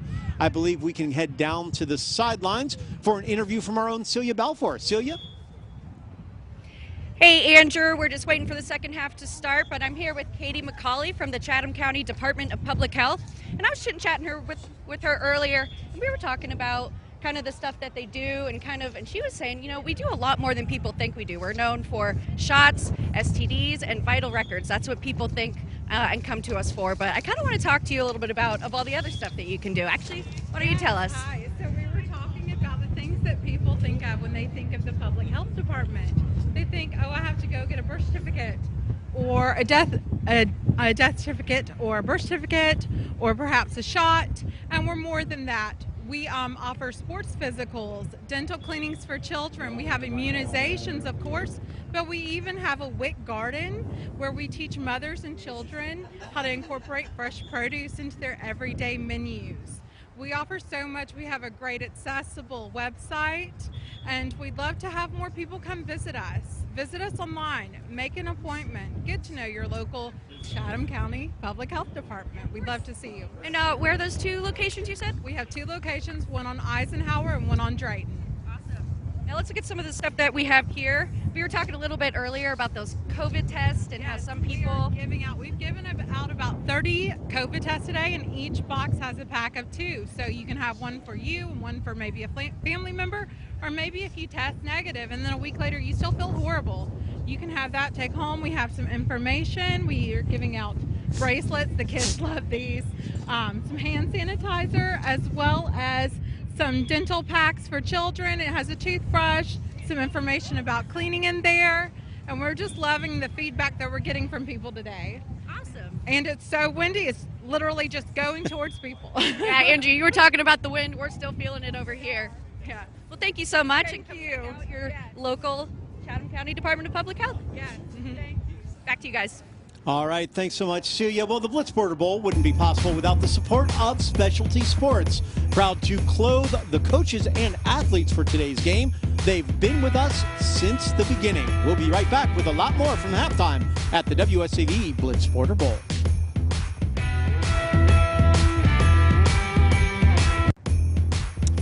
This segment of the Blitz Border Bowl is brought to you by Alpha Graphics, your printing MVP. Going the extra yard to provide quality printed materials, even coaching you about paper and design. Printing at Alpha Graphics will be a game changer for your business. Mention this ad for 10% off your next order. And we are right here at the Blitz Border Bowl, and we've got somebody that we want to make sure we introduce you to. This is Joey Lamar. Joey is our next sports director, so you're going to see him on the sidelines everywhere and everywhere else in between. Joey, you're coming from Tallahassee. We're sorry for the weather today, first of all. Well, the weather has been a bit of a shock, but, I'm glad to be here. So I can make the best of it. And I love, you were talking to me before about how much you love high school sports especially. So a game like this is right up your alley. What is it about high school that you love so much? There's such a purity in high school sports. You know, you talk about college and the pros. It's a little more commercial, a little more about the business. But high school sports, that's where you really start to get the players. They tell their first story, and you can be the one to tell their first story. And that's what I'm looking forward to do, is highlighting some of our best local athletes and making sure that they get the attention that they deserve. Like I said, really big high school sports guys, so expect a lot of high school sports coverage. Yeah, you come from a hotbed of football down there, obviously Florida State and a lot of the high schools, so you're going to get a lot of that here too. Basketball, football, baseball, everything else. Do you have a favorite sport of the bunch? Oh, high school football is king. I mean, high school football is special here. I would put Georgia high school football on par with anybody else, Florida, Texas, California. I think they produce one of the best products that we've seen in the nation. I mean, you looked at the state championship games. Of course, Benedictine just won their state championship in the rain, by the way. But that high school football that's here is very special, very, very special. Yeah, we've got Benedictine and Beaufort. Don't forget them for state championships. Oh, no, We're over the Beaufort. Lowcountry, so we got to make sure Beaufort's in there too. Right. You're from Atlanta, so you know the area and the general sense of Georgia high school football and Georgia sports in general. So that's going to make a big difference, I know, for you when you come here to come back closer to home for you. Oh, yeah. I mean, this past year, I actually was traveling to high school football games in Southwest Georgia. So I went to Colquitt, I went to Thomasville, I went to Bainbridge, and it's just special down there. I mean, the facilities, the coaches making more than $100,000. They pour into those facilities and you can see the investment, but it's different in Georgia, and that's what makes it so special. But basketball is pretty good here too, so I'm looking forward to covering some really good high school basketball as well. That's the season that we're in right now. And of course, you're ready to say go Eagles for Georgia Southern too, right? Oh, of course, yeah. I'm excited to cover Georgia Southern, so that'll be what I'm looking forward to most on Saturdays, is making sure that we are on the sidelines and covering our hometown team. So guys in Athens are pretty good, but we like our guys in Statesboro they're okay too. in Athens, so they're all right. They're okay, but Georgia Southern. That's important. It's got history. It's got a little everything. That's why we're here. It's going to be great to have you here. We're thrilled to have you, whether it's in the booth or down in sports everywhere else. So we're going to throw it down to Corey Howard, right down on the sidelines with an interview. Thanks so much, Joey. All right, thank you. Thank you a lot, Joey. Great to meet you, and thank you, Andrew. I got Coach Kendrick Bonner with me. Kendrick, talk to me a little bit about, what are some of the things that you preach to your players during halftime? The halftime talk was simply about on the offensive side of things. Let's clean it up. With the center play, we need better exchange between center and quarterback. We do that. We think that we'll be able to move this ball. We'll be able to get into the end zone. We talked about how several times in practice this week, we've practiced red zone-like situations. We talked about how we cannot continue to get to the red zone and then end up on the 30, putting our kicker in a tough situation. We feel like we have a great kicker on this team, and anything from within 20, we can try to kick a field goal, and I think we're coming home with it. We'll cash it. You're looking at that trophy right over there, right? Okay.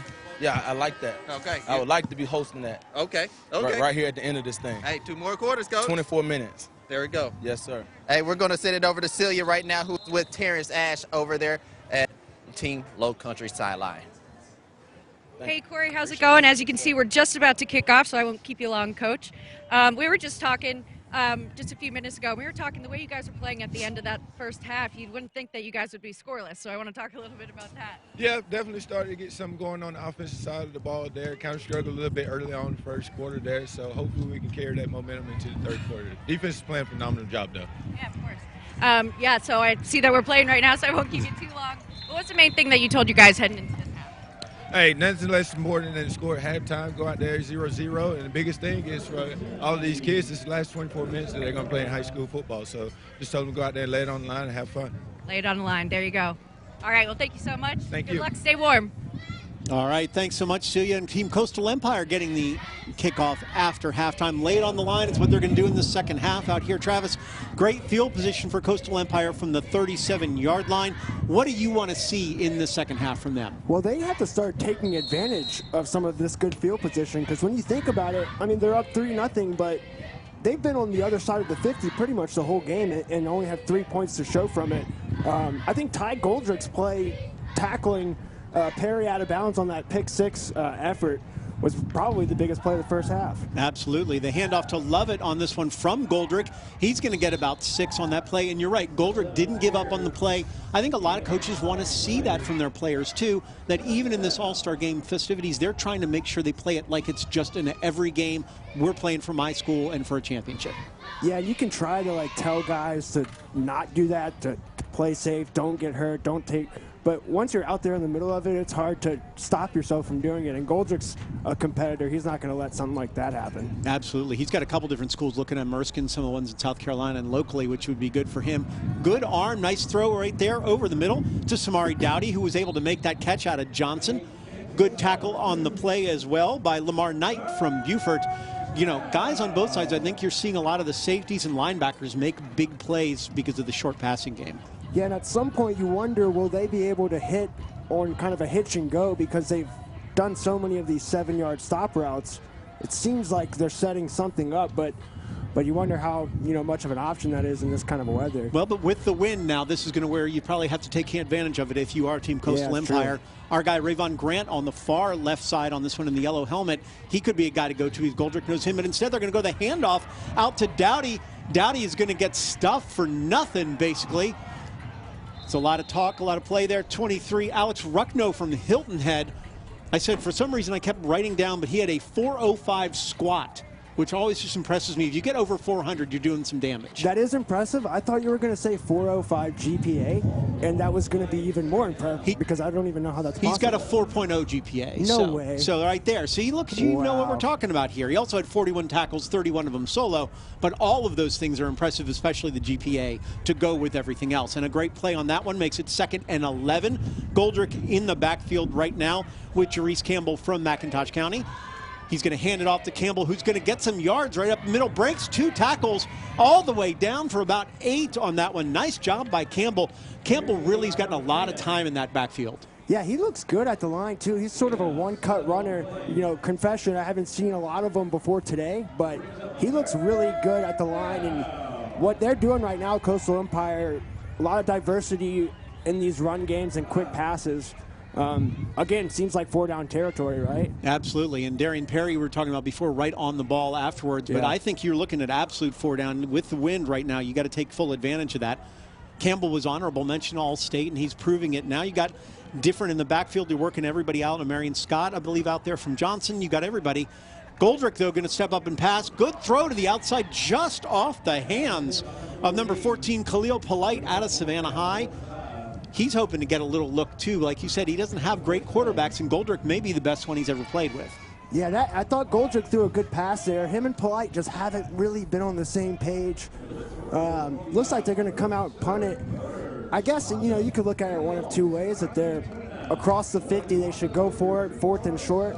But also, their defense is playing so lights out. You figure they'll get it back around this same area. I have to go with you, though. I think with the wind, you take advantage of that maybe and take a shot, figuring you're probably not going to score against the wind very easily right now. But play conservatively. You do have a win, and you're playing for the win long term, too. And we all have to remember that. So,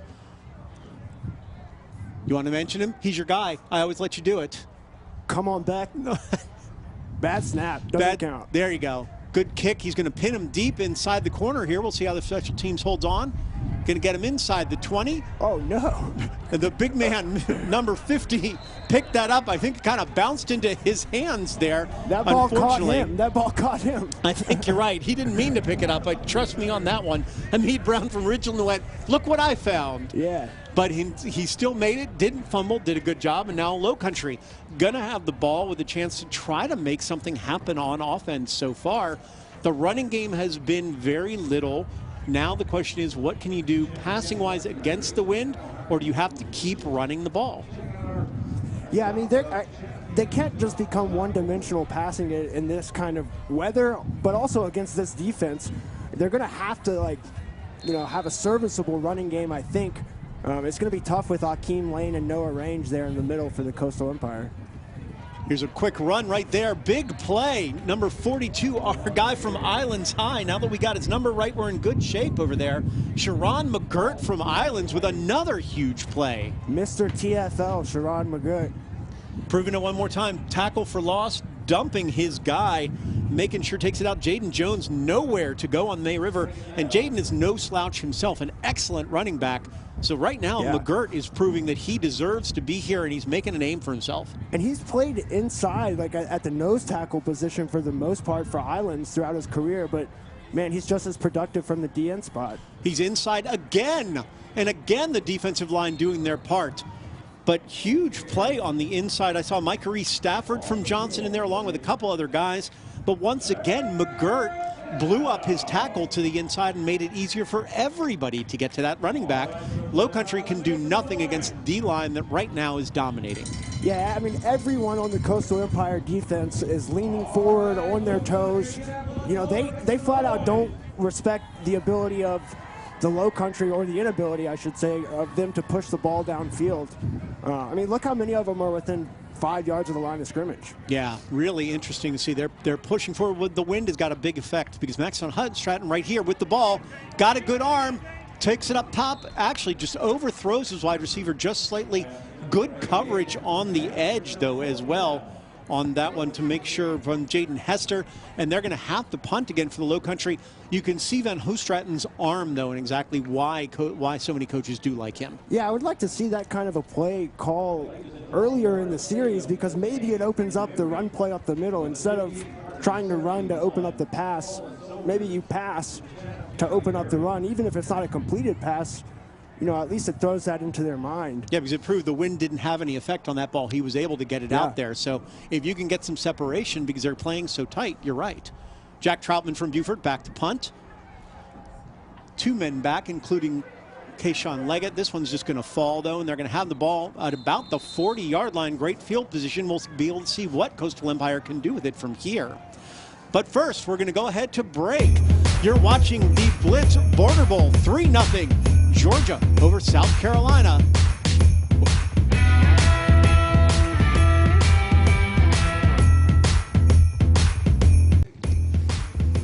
This segment of the Blitz Border Bowl is brought to you by Beaufort County, reminding you that Beaufort County, South Carolina is hiring for all kinds of professions. First responders can receive bonuses up to $7,500. Check out BeaufortCountySC.gov and click on County Jobs.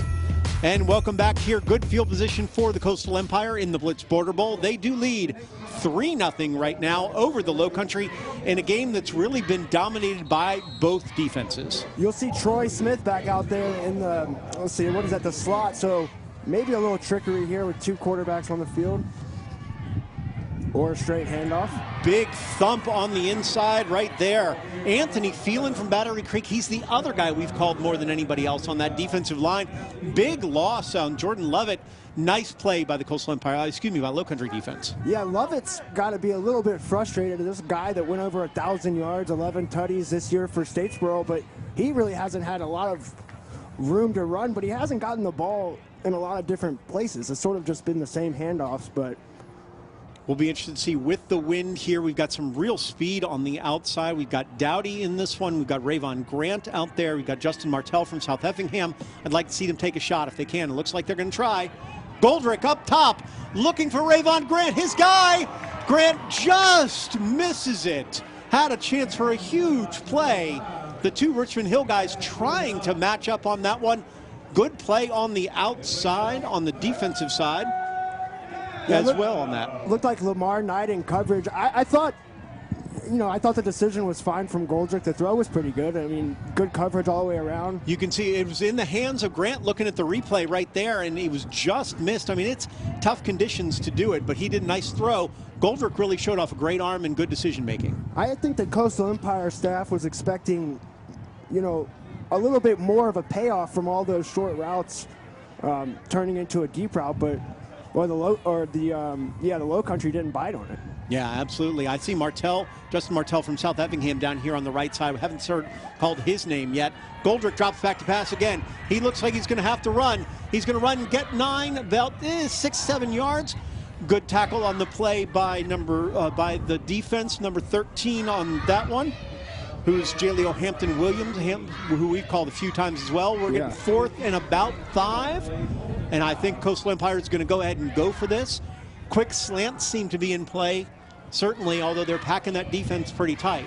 Yeah, you wonder when they're going to try to get Martell the ball. I mean, they have a lot of weapons, the Coastal Empire, but Martell's got to be one of the most explosive. He's at the bottom right now.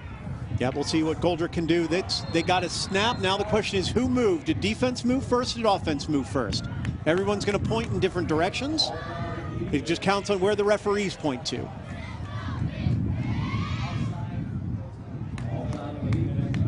So they got the 5-yard penalty on the defense. Is it enough for the first down? It's going to be very close if it's not a first down. They're going to go ahead and give them the first down right at the 30-yard line. So exactly twice now, Goldrick has been able to draw the defense off sides. Been their best play so far. Absolutely. Absolutely. Other than Goldrick running for his life, I think, on some of those plays. So Goldrick's going to be back in the backfield with Jerice Campbell from McIntosh County. You got Samari Dowdy from Johnson out there. Rayvon Grant. There's a handoff right up the middle to Campbell. Campbell's going to get tackled for about a 4-yard gain. Tackled by Khalil Polite. Sorry. Tackled by Grayson Ferguson from Wade Hampton. See, if you're Jordan Lovett, you're wondering, where's all that space when I get the handoff? He hasn't seen much so far. But, boy, it doesn't take Campbell long to decide. I mean, that didn't feel like 5 yards. No. Good burst right off the line for him. And, you know, that's a tough position to be in, and he's done a nice job every time. Yeah. So Goldrick now in the backfield with Amarian Scott from Johnson. He's going to fake the handoff. He's going to have to tuck it and run himself. And Goldrick's going to get some yardage and the first down on this one. But there's a flag. Probably holding would be Mike Howell on the outside, if I had to guess. Yeah, it looks like they're going to try to get 63, the left tackle, Jed Hudspeth. But I thought he did a nice job. But, I mean, I guess we'll have to look. But that was a late hold. He collapsed the left side of that line. Huh. Interesting, yeah. We haven't called many of the offensive linemen's names. They've been really good on the defensive side, but Hudspeth, especially 6'3", 245, all-region first team out there. I mean, we're full of all-region first team guys on this roster. And Hudspeth's just another one of those guys on the field today that's sort of just a program type of guy. Him, Saylor, and Jaden Hester for Savannah Christian are, you know, you don't have too many of those trios come through your program too often. No, absolutely not. I mean, Christian had a very good year in part because of what they were able to do and to work together for as long as they have, too. Yep. So we are at 2nd and 11 now. Ty Goldrick from Richmond Hill in the backfield, along with Amarian Scott flanking him to the right. And we have 4 wide receivers otherwise, including Ryan Lovett from Beach down in the bottom. We'll see what Goldrick does. He looks up top to the left. He's going to run again. He's looking to throw. He's going to dump it off and is unable to get it to a wide open receiver down there. Fortunately, a lot of pressure on the outside. Good job. I saw Thomas Raich, among other people, for the Lowcountry on that. He was trying to get it out to Elijah Walker from New Hampstead, who was open, just couldn't get enough on it. Yeah, Walker, they've sort of left him alone when he lines up in the slot. They're not pressing him. The Lowcountry isn't. You know, they're not making it difficult for him to get off the line, but that's twice now that Goldrick's had Walker pretty wide open and missed them both times. Yeah, I want to say Ryan Lovett down there, we hadn't mentioned his name, hadn't gotten a ton of time. He's led team in touchdowns, catches, receiving yards, and interceptions. So he did a little bit of everything for Beach. That's pretty good. I'm going to say that he was the MVP of their team. That's a pretty safe bet, I have a feeling. So we're at 3rd and 11 now. Ty Goldrick in the backfield as your quarterback. One man flanking to left. You see the receivers go out. Big pressure. Almost picked up. Goldrick going to run again. This time he's going to get sacked just over the line by Austin McQuire from Wade Hampton. Nice play by him. First time we called his name so far today. Goldrick has a tendency to pick it at and try to run a little bit more in these conditions right now, and hasn't really worked as well. Good sack for the play by McQuire. This is going to be outside of field goal range. They're just going to go ahead and punt and pin them deep, it looks like, as 4th and 13. Yeah, this is interesting. It's right in the middle, right? Like right sort of in that no man's land. Are they going to... Let's see. Or is this looks like it's a field goal. They're going to let him take a 50-yard field goal right now for Seidenstreicher. Now, this one's not for $3,000 like no, it is not for $3,000. Right, just checking. I think Coach now they're going to debate whether they're going to kick this or not. They do have the wind with them. It is pretty significant looking at the flags on top of the goalpost right now. Seidenstreicher has the leg for it. There's no doubt. So I know in regular season high school football in Georgia, if you miss a kick from this distance, like from, let's see, the ball's on the 32, if they miss the kick, then the ball goes to the 20. So they don't. It's not like they have to give up that field. Give up that. I don't know if that's the case in this game, but that's in regular season high school football. Well, I would think they'd keep the same rules. Right. So at that point, if you're going to punt, maybe you're going to get an extra 10 yards at the most. Why not give him a shot? Right. You know, it's a young man who knows that Troy Brown is going to be the one, Troy Smith, excuse me, is going to be the one holding for Seidenstreicher. I mean, no rush. So all he's got to do, I mean, this is a heck of a kick even with this win, though. 50 yards flat if he can hit it. Seidenstreicher up set for this one. Kicks up, long enough. It's good. Ooh. What a kick. What a kick on that one. For the brand. How about that? John Seidenstreicher, kicker for Jenkins, putting it in from 50. You could have done that too, Travis, I know, but. Yeah, if I would have had 3 chances from 50 yards, I could have done 3 sandwiches probably. Yeah, that's about all you need. Look at this kick, though. Seidenstreicher sticks it for him right in there. That's a heck of a kick. That was good from a little over than that, too. Yeah. Good job. So 6-0 Coastal Empire now after a heck kick at that up close and personal view. No problem, right? That's what he said the whole time, Coach. I got this. Man, there was a time when we were told that Jenkins had no kickers, that they couldn't kick, they couldn't punt, and now we got 2 of them out here in the WSAV Blitz Border Bowl game. Pretty impressive, too. I'll tell you, that's what I've noticed more from the high school level. More people have kickers who can actually make field goals and not just cashing it in and saying, never mind, we'll maybe make an extra point or 2. You know, it matters so much because you see so often, as we see future star right there. She's getting ready. She's taking stats for us right now. That's our stat girl. Oh, that's what it is. She's at the Border Bowl fantasy team. So, yeah, she could be watching the live stream for WSAV as well, and to make sure she wanted to see it went through properly. So she's watching it all for us right now. She's got Coastal Empire -7. But you're right. I think they're getting a lot of soccer kids. They're getting some kids who can get out there and kick, and they're proving it makes a difference in some of these games when you can put points on the board. And look, if you can make a 50-yarder, that's awesome. But really in high school, if you can just have a guy that is going to make 19 out of 20 PATs and make everything from inside of 35, 30 yards, that's a weapon in and of itself too. Yeah, I think the days of the big offensive linemen being the ones kicking extra points are gone for a while, although they were fun to watch. There's a play. Fumbled there by Jadaris Garrett, but he's picking it back up, and he's going to get positive yardage from this. Nice job by Garrett. Tackled on the play by Jamar Joseph from Liberty County, but he's going to get all the way up to the 25-yard line in what could have been a disaster. Nice job in picking that back up for him. All right, so we're going to have our quarterback is going to be Max von Hostratton back.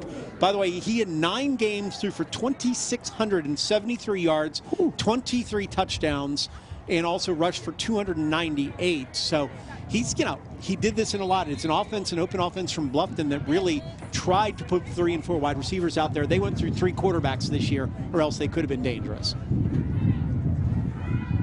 There's the handoff on the inside. Number 24, Anthony Fripp from Thomas Hayward. Tackled on the play by our guy over there. One of the guys in the middle, Akeem Lane from Savannah Christian, I believe, on that one. Nice tackle. He got about 4. Hayward, of course, a pretty small school, so this is really a chance for him to make a big difference if he can, 4.740 for him, player of the year for Skiza 1A, 723 yards, 13 touchdowns, also had 89 tackles as well. Yeah, that's getting the job done. Absolutely. So Van Hostratton back here, 2nd and 5. He's going to drop back. He's got his man on the outside, going up top. Just out of the reach of Riley McCracken. Nice play on the outside by Jamar Joseph from Liberty County. Yeah, that was good coverage, but I'll say this, if the throw's to the other sideline, that might be pass interference when it's near the Lowcountry sideline. Travis, this may be the highlight of the game for you. Corey is down on the field with Michael Beckton. Well, Corey's a lucky man. Yes, indeed. Yes, indeed. Thank you a lot, Andrew. I got John Seiden kicker with me. John, first of all, talk to me a little bit about that. That was a 50-yard field goal. Yes, sir. It was. I just trusted my process, trusted the guys, and I just do what I had to do it for the team. I respect that. Matter of fact, you trust the process so much. I remember that in practice, you were betting the coach $10 if you could kick it into the end zone. Oh, yeah. What does he owe you now? So I actually owe him $10 for that. You still owe him $10? You just kicked the 50-yarder. I know. We'll talk to him after. We'll see how it goes. Well, we got to change that. Okay. Yes, sir. Andrew, we're going to send it back to you in the studio. All right. Yeah, we might have to chip in if he has those $10. We might all have to chip in $1 or something to help him out. So that was John Seidenstricker. I'm sorry. I know you were excited about talking to the punter, but instead we got to talk to the kicker at the 50-yard field goal. Yeah, I'm going to let that one slide, but don't let that happen again. Nice play again while we were gone by Jamar Joseph, I believe, from Liberty County on that opposite side, making a nice play on the pass. And again, Lowcountry is going to have to punt with 2:30 left here in the third quarter. Jack Troutman going to drop back to punt for Buford. Playing up, Keyshawn Leggett picks it up off the move. He's going to get all the way down to almost the 40-yard line. Good tackle for Team Lowcountry by Jackie Pusha on that one for Whale Branch. He's made a couple plays on offense as well. So once again, as you said, they've been living on the other side of the 50 the entire time. Yeah, more great field position. I don't want to beat a dead horse, but it's like, you know, at some point, if you're the Lowcountry, you're going to have to take chances. It feels like it's more than a 6-0 game right now, doesn't it? Yeah, they were throwing a little bit more, trying to let Max throw it out deep. Unfortunately, it's been one-on-one coverage, good coverage from the corners on the outside too. And Lowcountry, there's not much you can do trickeration when you only have 3 practices to do. Yeah. So I think, you're going to be in a situation that's tough there. Meanwhile, Ty Goldrick and the Coastal Empire back to pass is going to be a screen pass over the middle to Lovett. Lovett hadn't had much room. He's got some here. Down to the 20, down to the 10, down to the 5. That is out at the 9-yard line. Looked like a touchdown, just stepped out on the 9. Jordan Lovett, you said, hasn't gotten a chance to really do much in space. He proved why people like him so much. Yeah, I like that play a lot because it gets Goldrick back on track. You get Lovett the ball in space, and you let your big offensive lineman get out and push somebody. Rayvon Grant did a nice job of blocking 2 on the edge there to get him down inside the red zone. You can see he really just takes it on the replay outside, gets all the way to the corner. Nobody was going to catch him. Unfortunately, just couldn't keep himself in bounds long enough. Nice job by Jordan Lovett, though. He's going to Troy, so they'll be happy over there with the Trojans on that one. He had 11 touchdowns and just over 1,000 yards on the season. Speaking of Troy, 15 Troy in the slot. Troy Smith right here. Goldrick's going to hand it off to Lovett instead, who didn't get the touchdown last time. Looking for it this time. He's only going to get about 1. Once again, not much running room on that one. I'd like to see him throw one of those slants to Smith because he's got good hands and really can prove himself. The size is what's impressed me with Troy Smith is in an offense that didn't do a ton, he had to do a lot for them. But every time he touched the ball, you weren't going to get him down easy. Yeah, and that's the thing is that a lot of the guys out here playing today, the way they made it here defensively is by being sound tacklers. We haven't seen that many, doesn't feel like that many missed tackles. No, not at all. And that's, credit to them and not giving credit, still credit to the running backs and such who break tackles in this league on a regular basis. Yeah. So we're back with Jerice Campbell from McIntosh County back next to Goldrick. He's going to get the call. He's going to hand it up the middle, and he's going to go in for the score. Jerice Campbell from McIntosh County with the big score. And we are at 12-0 Coastal Empire on a great play. Campbell, you said, great burst up the middle and then was able to bust that tackle. Yeah, when you're that kind of one-cut runner, it's an ideal time to get the ball. I think Ty Goldrick, when he handed it off, might have gave a little block. He might have tried to block one-handed and gave him a little bit more room. Hey, quarterbacks can block too. We've proven that over time, especially at this level. That's good for Goldrick to get him something, but Campbell really did the work. Of course, Love it with the great play on the screen pass to set him up, and Campbell was able to cash it in. Now our guy, Seidenstricker, he's there, he's waiting. After 50, this should be easy. Yeah, he had that no problem. Yeah, that's cupcake stuff. That's an easy one. And the Coastal Empire fans cheering 13-0. Coastal Empire right now over the Lowcountry. Let's take another look at that touchdown. The handoff to Campbell. Right up the middle, he was able to find a small hole and then runs over his guy all the way into the end zone.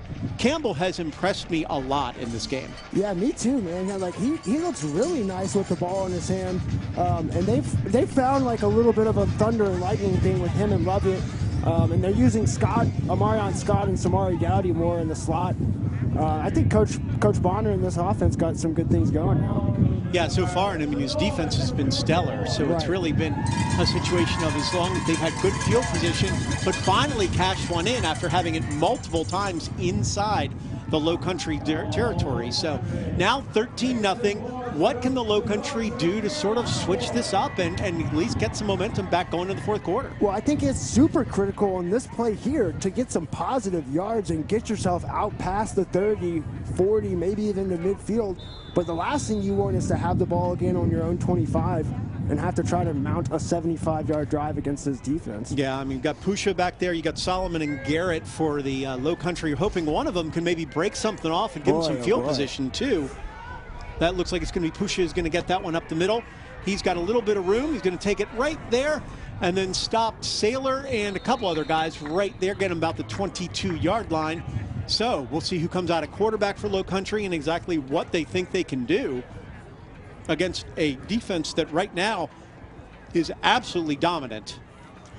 We'll go down to Corey Howard, who's down on the sidelines, to tell us exactly what the excitement is on the Coastal Empire side.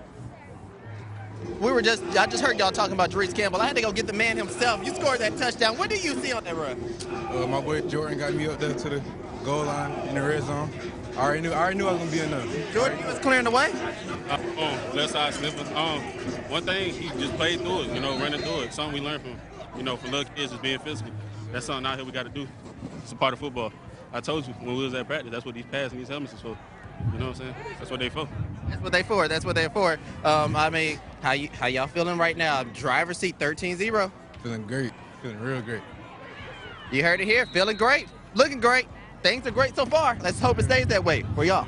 That's right. Those MCA guys clearing the way for each other. They're proving what they can do out there. Good job by both of them. Thank you so much, Corey. Nigel Solomon right there on the jet sweep. They got two. They've tried that a few times. That's the first time it's made it out of the backfield. So we do have some positive momentum on that one. We'll see what's going on now. Back at quarterback is Braden Deneen from Buford Academy, who's nearly scored on one of those plays right before the half. Unfortunately, couldn't push it in, and that's why the Lowcountry has still got the donut on the board. It's not a huge game, but it opens up these next two plays for them, I think. And again, tough handoff there. No place to go. Huge play on the inside. Jandre Kinsey from New Hampstead with a big play, stuffing him, and once again, negative play on that one. You know you're a tough guy when you're in short sleeves out here today, too. These guys don't mess around. 4.740 for Kinsey's, I notice out here. 44 tackles and 4 sacks. Do you imagine being that big and running that fast? I can't think about running that fast at all. It hurts me now. So, Celia Balfour's down on the sidelines with an interview of her own. Celia, just don't get hurt by anybody, okay? Yeah, I was going to mention that, Andrew. I wonder if you saw me. I almost just got run over, but hopefully didn't learn that the hard way. I got some guys over here. We're going to ask where you guys are from, name, and I want to know what you guys think you can do to take back. OG Simmons, Ridgeland Hardyville. All we got to do is get turnovers on defense, and we score, and we win this game. They're not that good. We're the better team. Okay, a little trash talk there. Like your coach said, lay it on the line, guys. Austin McGuire, Wade Hampton, and all we really got to do is execute. We got all the plays. I can see them dialing up. We just got to run the plays right. That's all. My name is Anthony Fellin. Everybody call me Bronco. I'm from Battery Creek. When it comes to, we just got to keep hitting them in the mouth. They wasn't expecting us to even be a competition, but we out here right now. Just keep reading them. All right, get back out there, guys. Send it back up to you guys. And Anthony Phelan's been hitting people in the mouth all game. We've called his number a bunch of times. Meanwhile, we're back in the same position for Lowcountry. Another punt after a play that came up just short on a big pass. Jack Troutman with a big kick there. Nice punt for Jack. All the way in the end zone. That's a fumble. Coming back, dropped, picked back up. Nice job by the Lowcountry to hold him down and make sure they couldn't get any farther on that one. Good play on the defensive side by number 14 for the Lowcountry. That is Grayson Ferguson for Wade Hampton.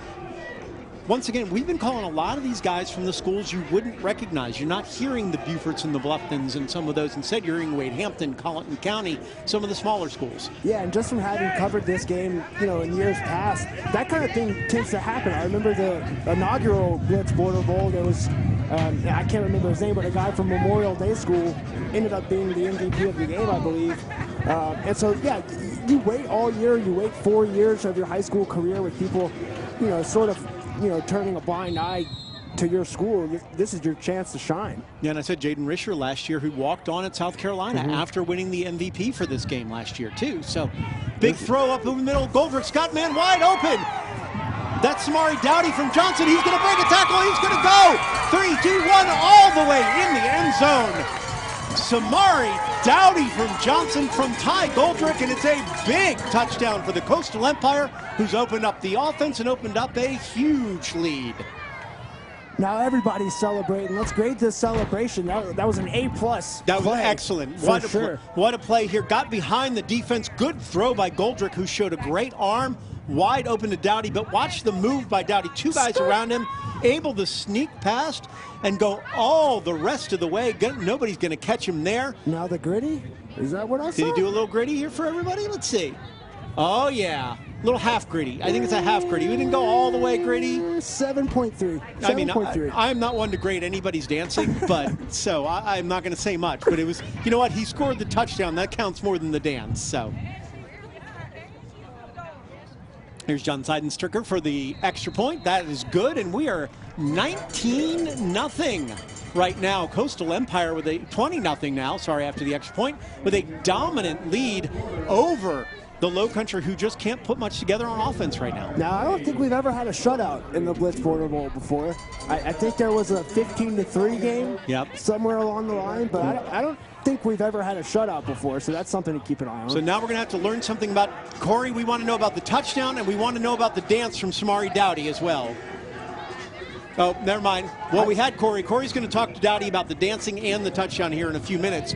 In the meantime, we're going to get Lowcountry trying to get back on track and making a difference for them. I mean, haven't really gotten much from the return game in the offense, despite what they're trying to do, has not been able to get past the D-line, who's especially thumped them on the inside. Yeah, they just haven't had a lot of first downs, and especially they haven't had a lot of first downs on first and second down, which makes the drive so tough to get moving. But, you know, it's like those guys on the sideline said to Celia, like, if they can get 1 or 2 plays, just get a play here and a play there, you never know. But they need something to jumpstart them. Yeah, I really like the confidence on their side, too, to say, no, we still believe in what we're doing, because they're out there. They're not here just to, you know, just to play a game. They're here to actually try to win the game. Yeah.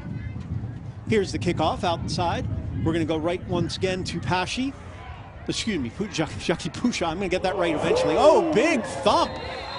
Nice play on the outside. Number 1 in your program and in your hearts, Justin Martell from South Effingham. Huge stick. See that? Boy, they're fired up on the Coastal Empire side. Watch the return, but watch the tackle on top of this. He plays wide receiver and can stick him on the other side of things. Boy, they could hear that all the way in Guyton, I think. I think they can, and they're excited about it too. Man, you wonder how many special teams tackles Justin Martell has, who was a superstar for his team, you know? I believe 1. We just saw it, probably, so. All right, Braden Deneen back at quarterback from Beaufort Academy. They hand it up the middle for a gain of 2 or 3. That's number 20, that's 21 for the Lowcountry, and that's the end of the quarter right now. 20-0, Coastal Empire dominant. We're going to see if Lowcountry can come back and make this a ball game right after we come back, right here on the Blitz Border Bowl.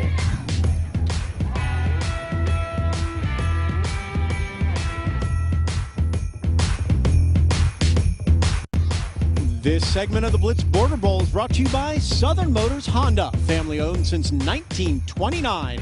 Want a new Honda? Build your dream care at southernmotorshonda.net.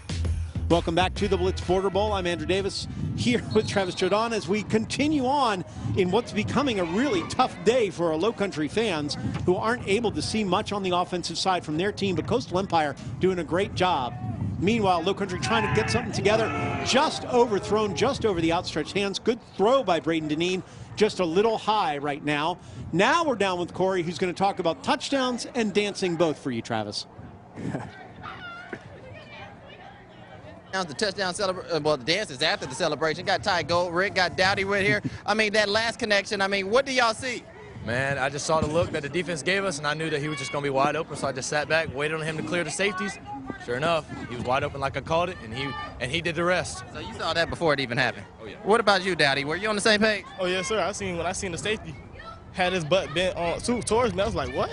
I was like, okay, let me just run straight. He got me. Then after that, it turns out he got me. You got it right, and you got it on the end zone. So I mean, how y'all feeling with the lead as it is right now? 20. I feel good. I'm just ready to watch the other guys go get a touchdown. I think you're gonna have to go back on offense pretty soon.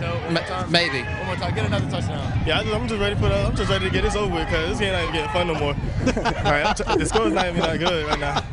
There you go. They say it's not getting fun anymore. We're gonna send it back to you in the studio. All right, big play on the outside. Riley McCracken looked like he had a step from Hilton Head on the defender. The defender pulled him down, but they said it was after the fact, so I guess it didn't mean anything, or the ball was considered uncatchable. McCracken unhappy. That was about the biggest play that Lowcountry was going to have, and unfortunately it didn't make anything, and we're back to punting again. Yeah, Michael Ellison out on the outside 24 in that coverage. I think he was complaining because he thought it should have been offensive pass interference. Probably the right call to not call either one by the refs. Well, tell me the last time a defensive guy has admitted it was pass interference somewhere or believed that he made something wrong. I don't know. Probably that stat that Wes dropped earlier, 1945 probably was the last time. I think you're right. Good return right there on the outside for Coastal Empire by number 12 on that one. That would be Keyshawn Leggett again. Yeah, I think the pass that we saw when Corey was doing the interview probably was uncatchable, but Riley McCracken felt like he had a step at least and should have had a chance to go ahead and make that catch. That's another good football name and another guy that really hasn't been able to get going, you know, because of the lack of time. And when they do get time, you know, the quarterbacks for the Lowcountry haven't been able to complete some of these underneath passes to open up those deeper ones. Yeah, McCracken really I think he could do some things on the next level. He runs about a 4.65, they say. Good GPA, about 3.6. Great ball skills against, according to Coach Payne. So he's looking for an opportunity someplace and was excited to play today. Here's a throw from Troy Smith. Oh, cleaned his clock, though, on that one.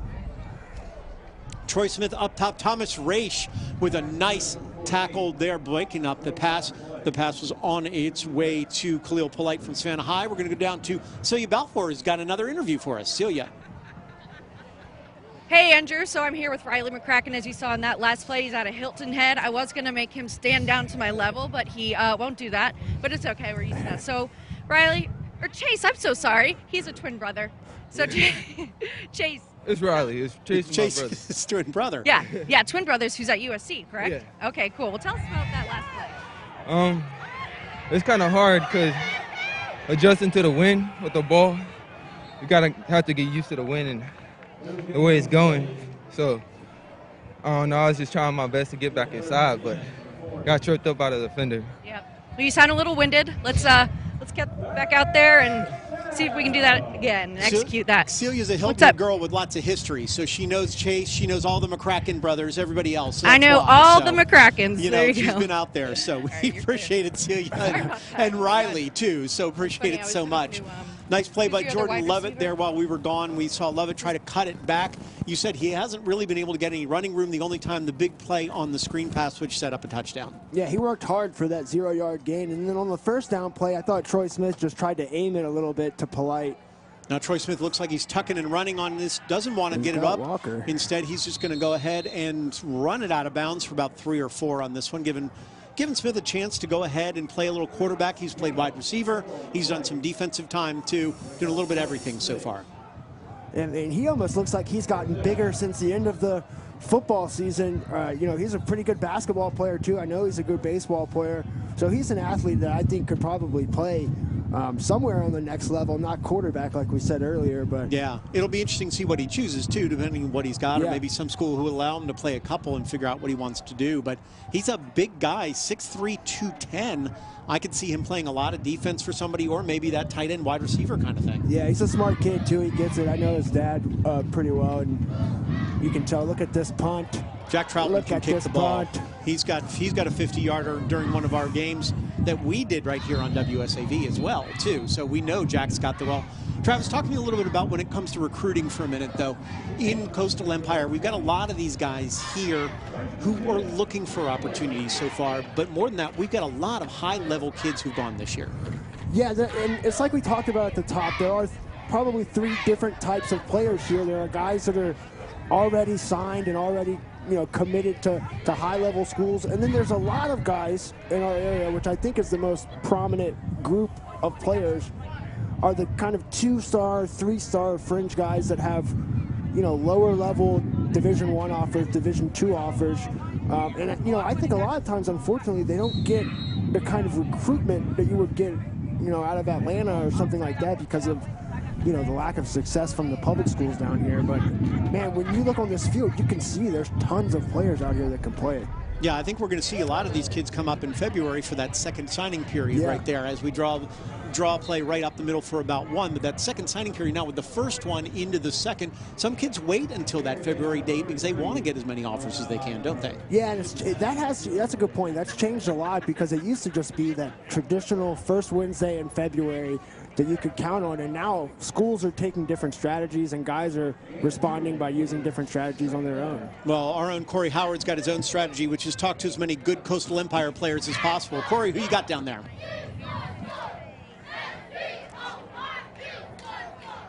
Yo, Cheer Squad, talk to us a little bit about your team. Yes, we're all about Cheer and Dance Company. This is Chelsea, and I'm Kay. Our girls, we're just happy to be here. We're local in Savannah, and we came to support Coastal Empire. Supporting Team Coastal Empire, they make you proud so far? Yes, very proud. The boys have 20 up there, so we're cheering for them. And speaking of that, look at these young ladies. I mean, who wants to be on TV? Does anybody want to talk to me? You want to talk to me? First, what's your name, sweetheart? Alani. Alani? All right, Alani. So, I mean, how are you enjoying the game? You enjoying this experience? Yes. Okay, all right. Anybody else excited? Can I get one big cheer real quick? Yes! All right, I think you all heard it here. Man, Corey, that's the most attention you got from ladies in a long time over there. I'm impressed, just the same. So, that many girls out there, that much good time. What are we going to say? What are we going to say? All right, 1, 2, 3. All right, thanks so much, Corey. We're delay game. Offense. 5-yard penalty. Still third down. Back on the field, the Lowcountry struggles continue. Unfortunately, it's a delay of game on this one. Meanwhile, we did in the in the picture-in-picture, you saw Jatavion Weakerson with a huge sack on Max von Hostrat, and he came in big on that one. He's feeling it too. He had 48 tackles and 2 sacks this year. Another South Effingham product, right?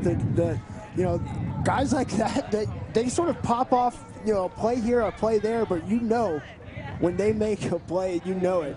They're not making those plays quietly, that's for sure. No, they don't mess around at all. So I mean, they're making some noise out there. We're seeing a lot of good edge pass rushing in this game, especially. Yeah.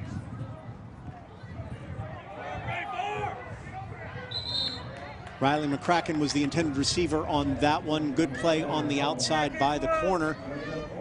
The corner was Jadarius Garrett for Whale Branch on the other side. Caleb Smith from New Hampstead, 5'9", 180. He had 6 touchdowns on the year, too, along with playing corner. Can I tell you that New Hampstead had 2 Caleb Smiths on their team this year, both K-A-L-E-B, Caleb Smith, for both of them, yeah. I learned that the hard way.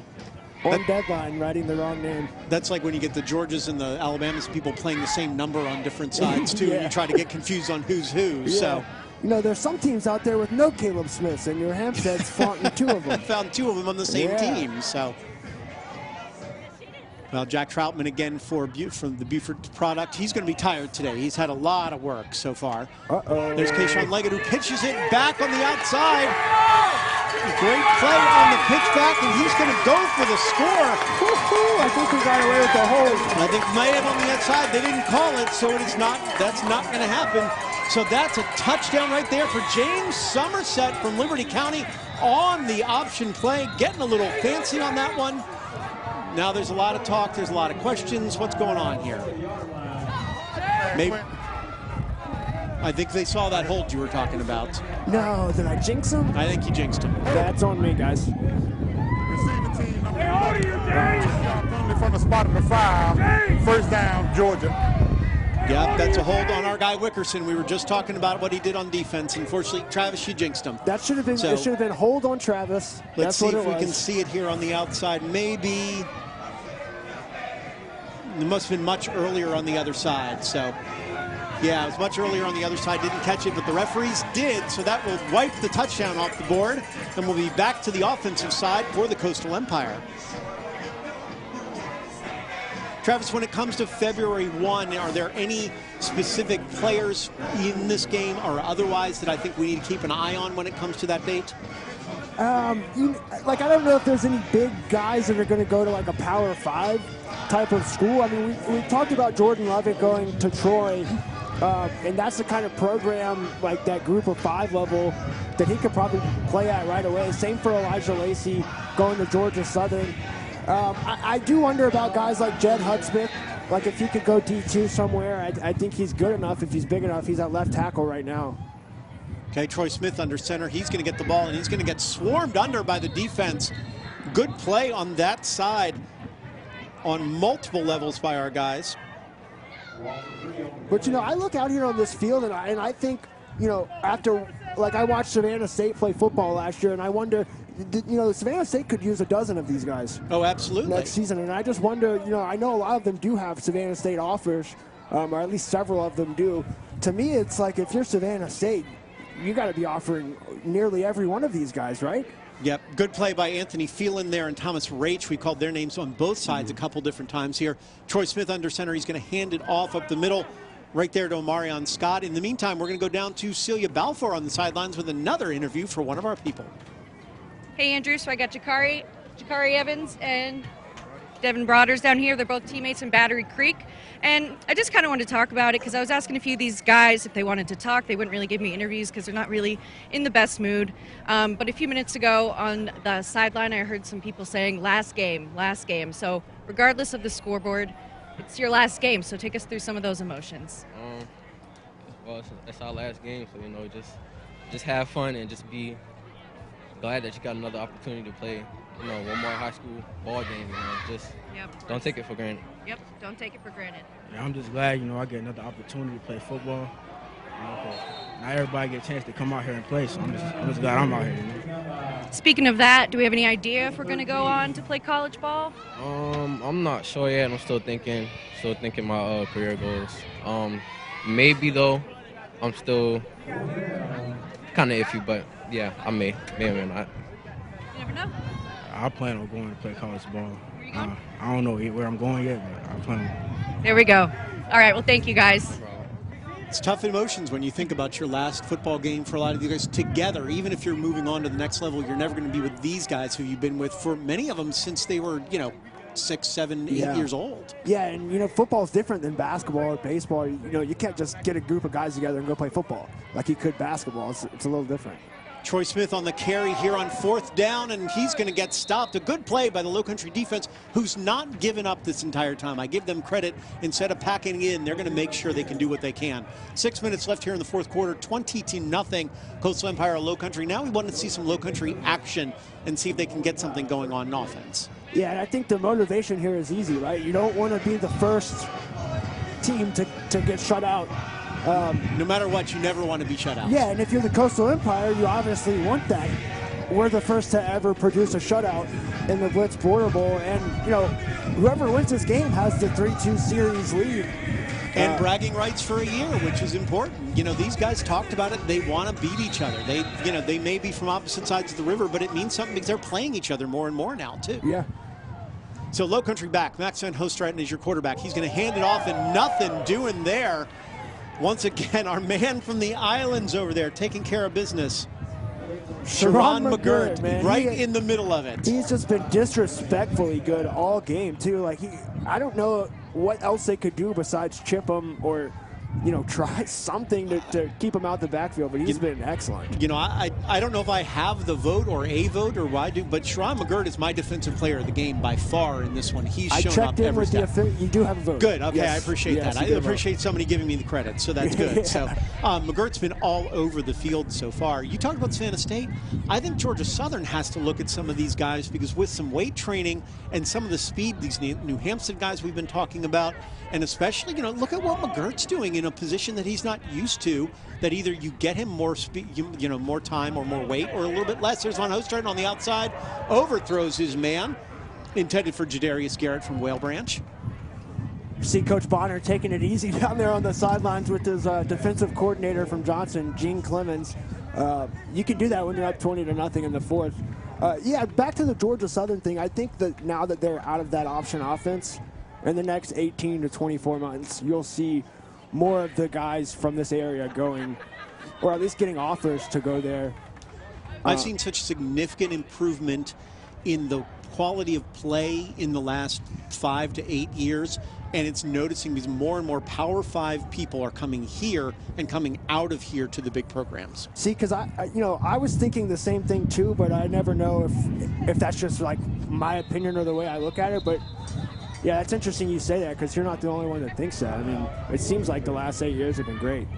All right, we are at 20-0 Coastal Empire over the Lowcountry. 5:06 left in the fourth quarter. We're going to take a quick break and be right back with a lot more football right here on the WSAV Blitz Border Bowl.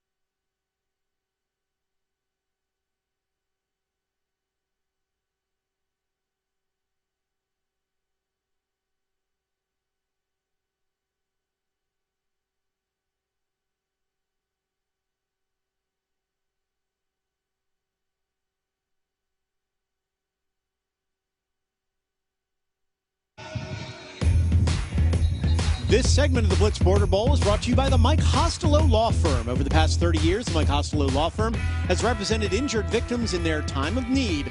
With 13 offices throughout the Southeast, the Mike Hostelow Law Firm has the power and resources to take on the insurance company.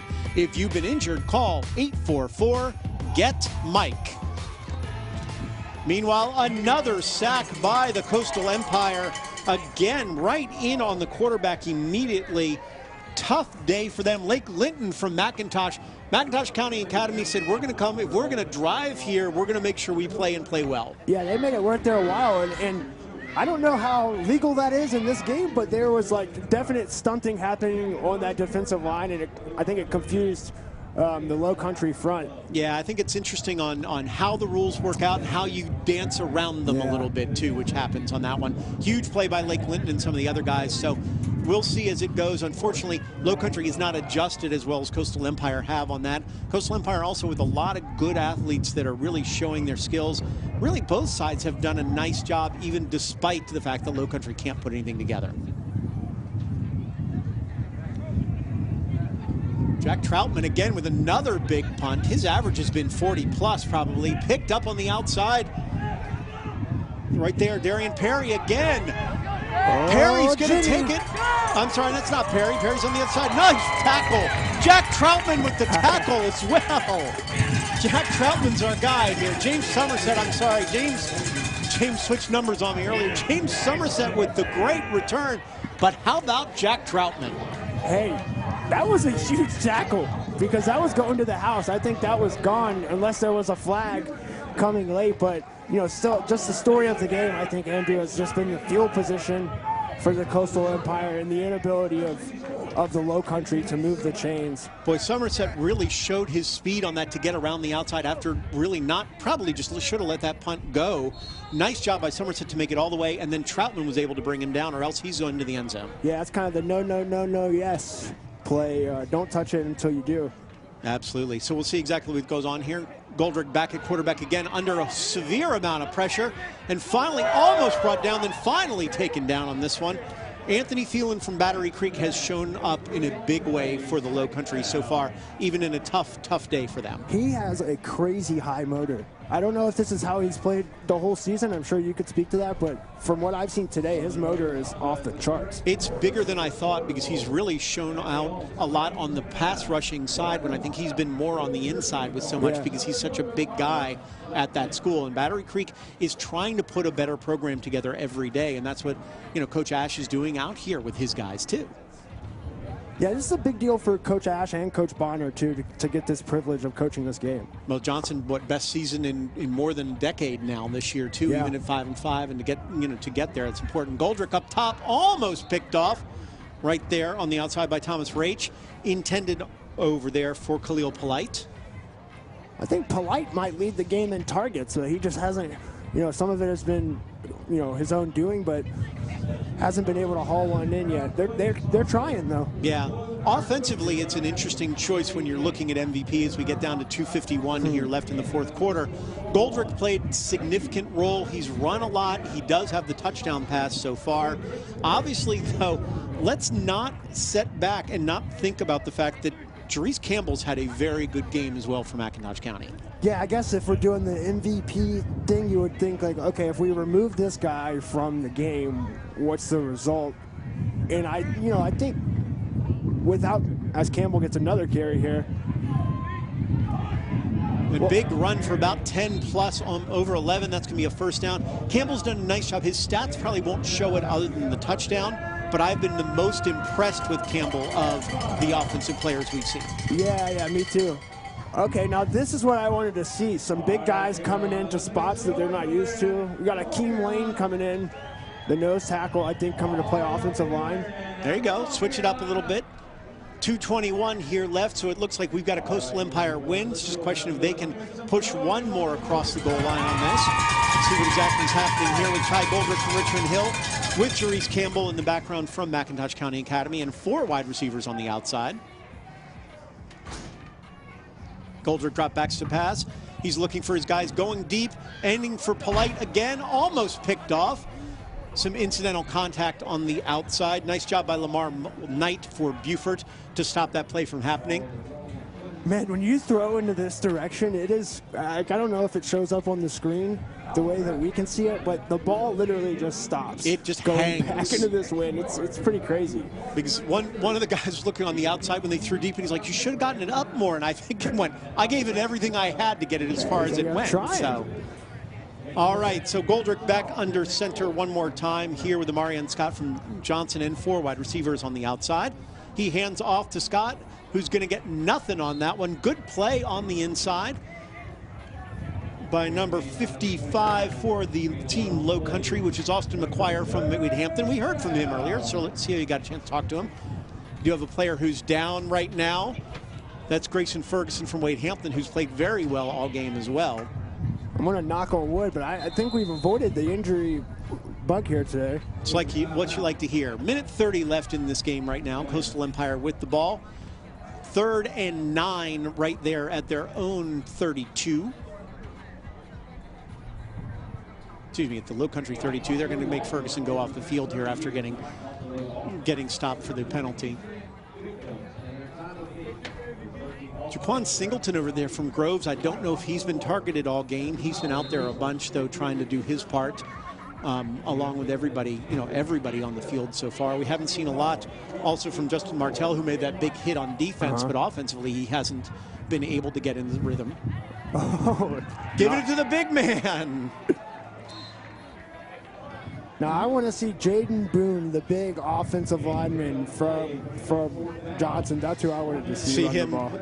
That was Kayshawn McCarr, the defense tackle from Effingham County, getting a little run on that one. Coaches apparently like him a lot, letting him get something. Nice job for him. Now I wonder how he won that bet. How did he become the offensive lineman to get the carry? He did something in there. You know, something good. 6'1", 245, 3.2 GPA. He does have an offer from Savannah State right now. Could be in the front 7 or a linebacker. Apparently he's rooting for fullback too. So yeah. Here's 4th and 5 for the Coastal Empire. Handoff over to Lovett. Lovett breaks to the outside. He's going to cut back. He's going to get nothing. Good stop on the outside right there by Thomas Raich, who's had a lot of tackles and been all around the ball. The Hilton Head Island product. 29.5 seconds. This one will be just about in the books. Lowcountry is going to have one more shot with the ball before they are done. Tough day for the Lowcountry, but give Coastal Empire the credit. They've gotten the scheme set down, and they've used their athletic ability to make a difference on the field, both especially on the defensive line is where they've shown out. Yeah, and I think all things considered, it's been a pretty sound game by the Coastal Empire. And if you ask both sides, I think you would guess that this would be about a 20-point margin, which is what it is. Exactly. But it hasn't been like a sloppy performance from the Lowcountry. It's just been, you know, inability to move the ball.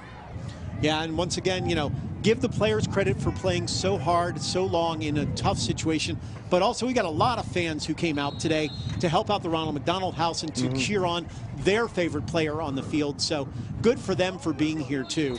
Important for them to have it, and also to show out, because we said for a lot of these guys, this is going to be the last time they play football. Yeah. And they want to make sure they were here for their team member, their family member, whoever it may be. The clock is ticking down now. I think that'll be the last play of the game on a quick pass that fell down. So we're going to have a Coastal Empire win. They're going to lead this series 3-2 over the Lowcountry with a 20-0 shutout. That is your ball game for the WSAV Blitz Border Bowl. We're going to be right back with your MVPs of the game and much, much more. Stay tuned.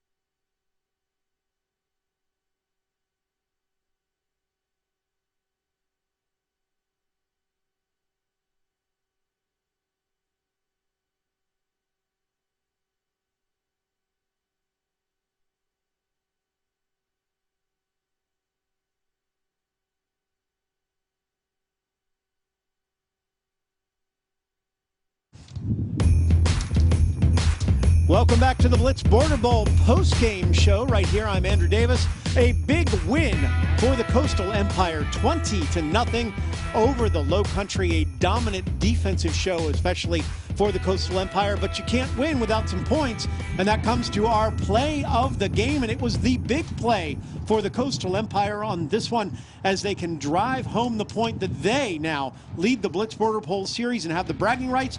Ty Goldrick to Samari Dowdy there, who makes the cut and back all the way into the end zone, Travis. Yeah, the baseball player Ty Goldrick throwing a missile out there to Samari Dowdy, and look, I think the game might have been over before this, but when Dowdy breaks this and goes to the house, it was certainly over after that. And Wes Kerr over here, tell me, you know, it was a tough day, but Dowdy really made a great play on that. Yeah, that was kind of a dagger there. A beautiful throw and a nice catch on the other end as well. But, you know, you look at the Lowcountry did. I like their approach on offense, just unable to produce on the offensive line. That defensive front from Coastal Empire was outstanding all day long. No question that was a strike if you're looking at it for the baseball player, I guess, Travis, right? Yeah. Goldrick did a nice job on that one. Good throw in some bad conditions, but Goldrick looked good. I think, who was out there, Wes, first of all, for you, who impressed you with what was out there and that played well? Yeah, I thought Jaquin Williams on the Lowcountry side played very well. I thought Thomas Reich really stood out. May River product. So I thought those two, and then a couple of Battery Creek and Carleton County standouts, really making the most of this opportunity here today and playing some good football, especially on the defensive side. Absolutely. And Travis, real quick, just give me one guy who you liked so much. Sharon McGirt. For me, it was Sharon McGirt. We didn't know his number at first, but we won't forget his number now, that's for sure. No, we don't forget his name or his number now. So just about that time, a big day for Coastal Empire as they walk away with the first shutout in Blitz Boulder Bowl history, as well as now the trophy, which will be in their possession for the entire year, and the bragging rights that go with it. A lot of these guys are very proud of that, certainly. So we talked about McGirt. We talked about some of the other guys out there. Offensively, not a lot to say. I think Jerice Campbell, though, really came through. Yeah, Jerice Campbell from McIntosh County for the Coastal Empire side. Again, I thought Jed Hudspeth did a nice job at left tackle, not playing there too often and giving Ty Golduck some time. And then Rayvon Grant early in the first half, I thought, set the tone.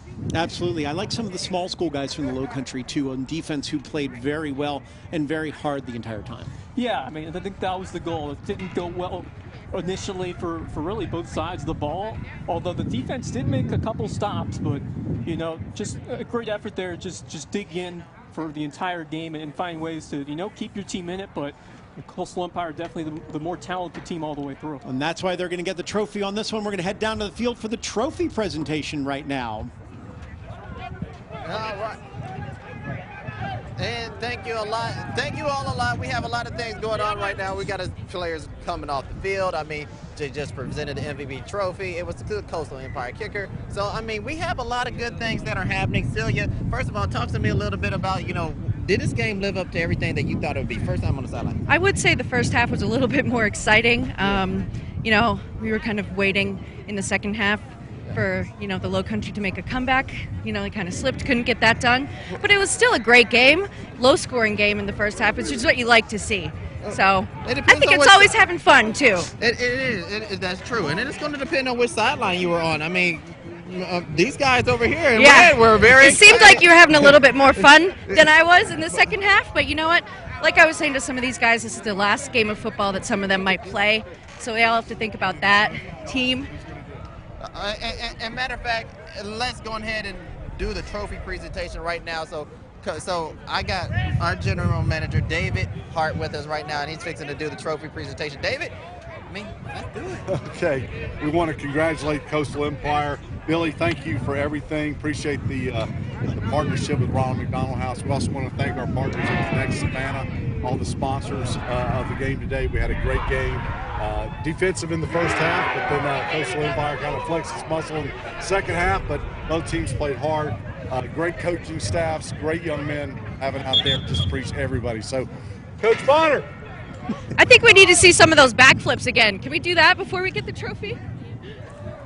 Can we show that? Can I see that backflip again?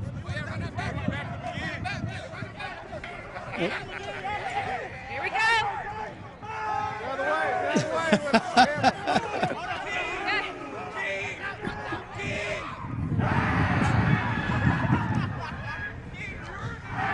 Man. All right, sorry. It's turned into a gymnastics show. I love it. Ronald McDonald House of Connect Savannah. I want to congratulate you for being this year's Blitz Boulder Bowl champion. Congratulations. Yes, Thank you. Hey, it was an honor. I appreciate y'all. The experience was amazing. A phenomenal opportunity to represent Team Coastal Empire. The guys worked hard this entire week. We got a little motto. We always talk about hard work pays off, and we wanted our lick back. They took it last year, but we had to break the tie. So now we up 3-2. Let them know, Coach. How y'all break it down? Carolina K. Hey, can I go 3, 1, 2, 3? Carolina K. Hey, Coastal Empire. Coastal Empire. Hey, what is it? Fat donut, boy. Fat donut. Let me talk to you and ask you some questions. You know what I'm saying? You want to ask me a question? Yeah, I'm going to ask you some questions. You want to ask me a question? Hey, man. So listen, how was this experience on this epic, water game? It's fun watching y'all, It was fun. So, out of all the interviews you had, which one was your favorite? Hey, what I told you, I was going to tell you earlier. We got that Tabata, didn't we? We got that 20 Tabata. 20 to 0. Tabata! It's very hyper right here. We're going to send it back to y'all in the studio, but nothing but love. Those McIntosh County guys are excited out there, so So we're going to get back now, right back down to the field. We're going to give Corey a break. We're going to go over to Celia, who's got the MVP of the game, and that's going to be Travis's favorite. Whew. Andrew, it's a crazy scene down here, but I've got Mr. MVP of the game, Mr. John Seidensticker. How you feeling right now? Feeling pretty good. I'm really excited that we won. Very thankful for being the MVP. Just awesome. Feel really good. Where are you heading next? I don't know yet. Don't know yet? Yes, ma'am. That seems to be a theme around here. A lot of these guys seem a little undecided, but I'm sure you'll do great wherever you go. Congratulations again. Thank you. Yes, ma'am. Yeah, of course. James did a great job. That's a 50-yard field goal he hit out here. So in these conditions, it was especially impressive. Yeah, it looked like it would have been good from 54, 55. You know, good leg out there. Why not give it to a kicker? You know, you got a defensive struggle. Lots of defensive guys played out in this one, but the kicker deserved this one, and it's not every day he gets an MVP. Yeah, kickers matter too, and they showed that today, I think. Absolutely, and Coastal Empire matters. They've showed exactly what they could do out there. Proud guys who are excited about it for getting the donut, getting the 20-0 win. They now have a 3-2 lead in the series over the Lowcountry, and you can tell this means a little something for them. Oh yeah, you could definitely tell it meant something to them. And a lot of these guys are hoping to move on to the next level. Of course, through you guys here, through Wes Kerr and Travis Chaldon, we're going to find out a lot more about recruiting and through WSAD as well on what's going on. But I really was impressed with a lot of the defensive guys and what's happening out there for them.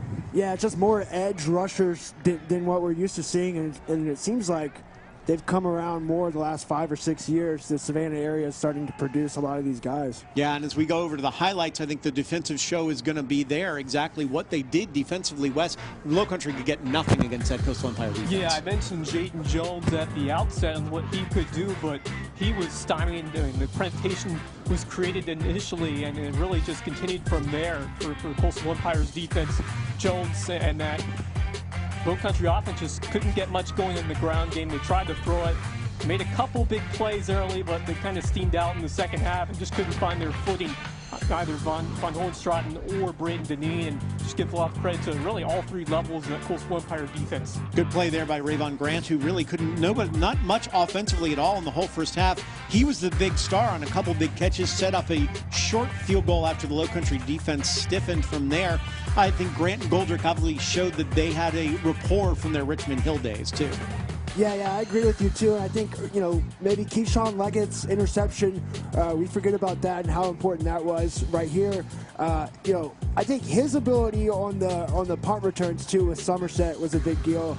And, even though Lovett right there for Statesboro couldn't get much going, they still had a lot with Campbell from McIntosh. And there's our guy McGirt right in the middle. He was just dominant for basically the entire first half. That was a huge punt return. You're absolutely right. Set him up for a score early on in the second half on that.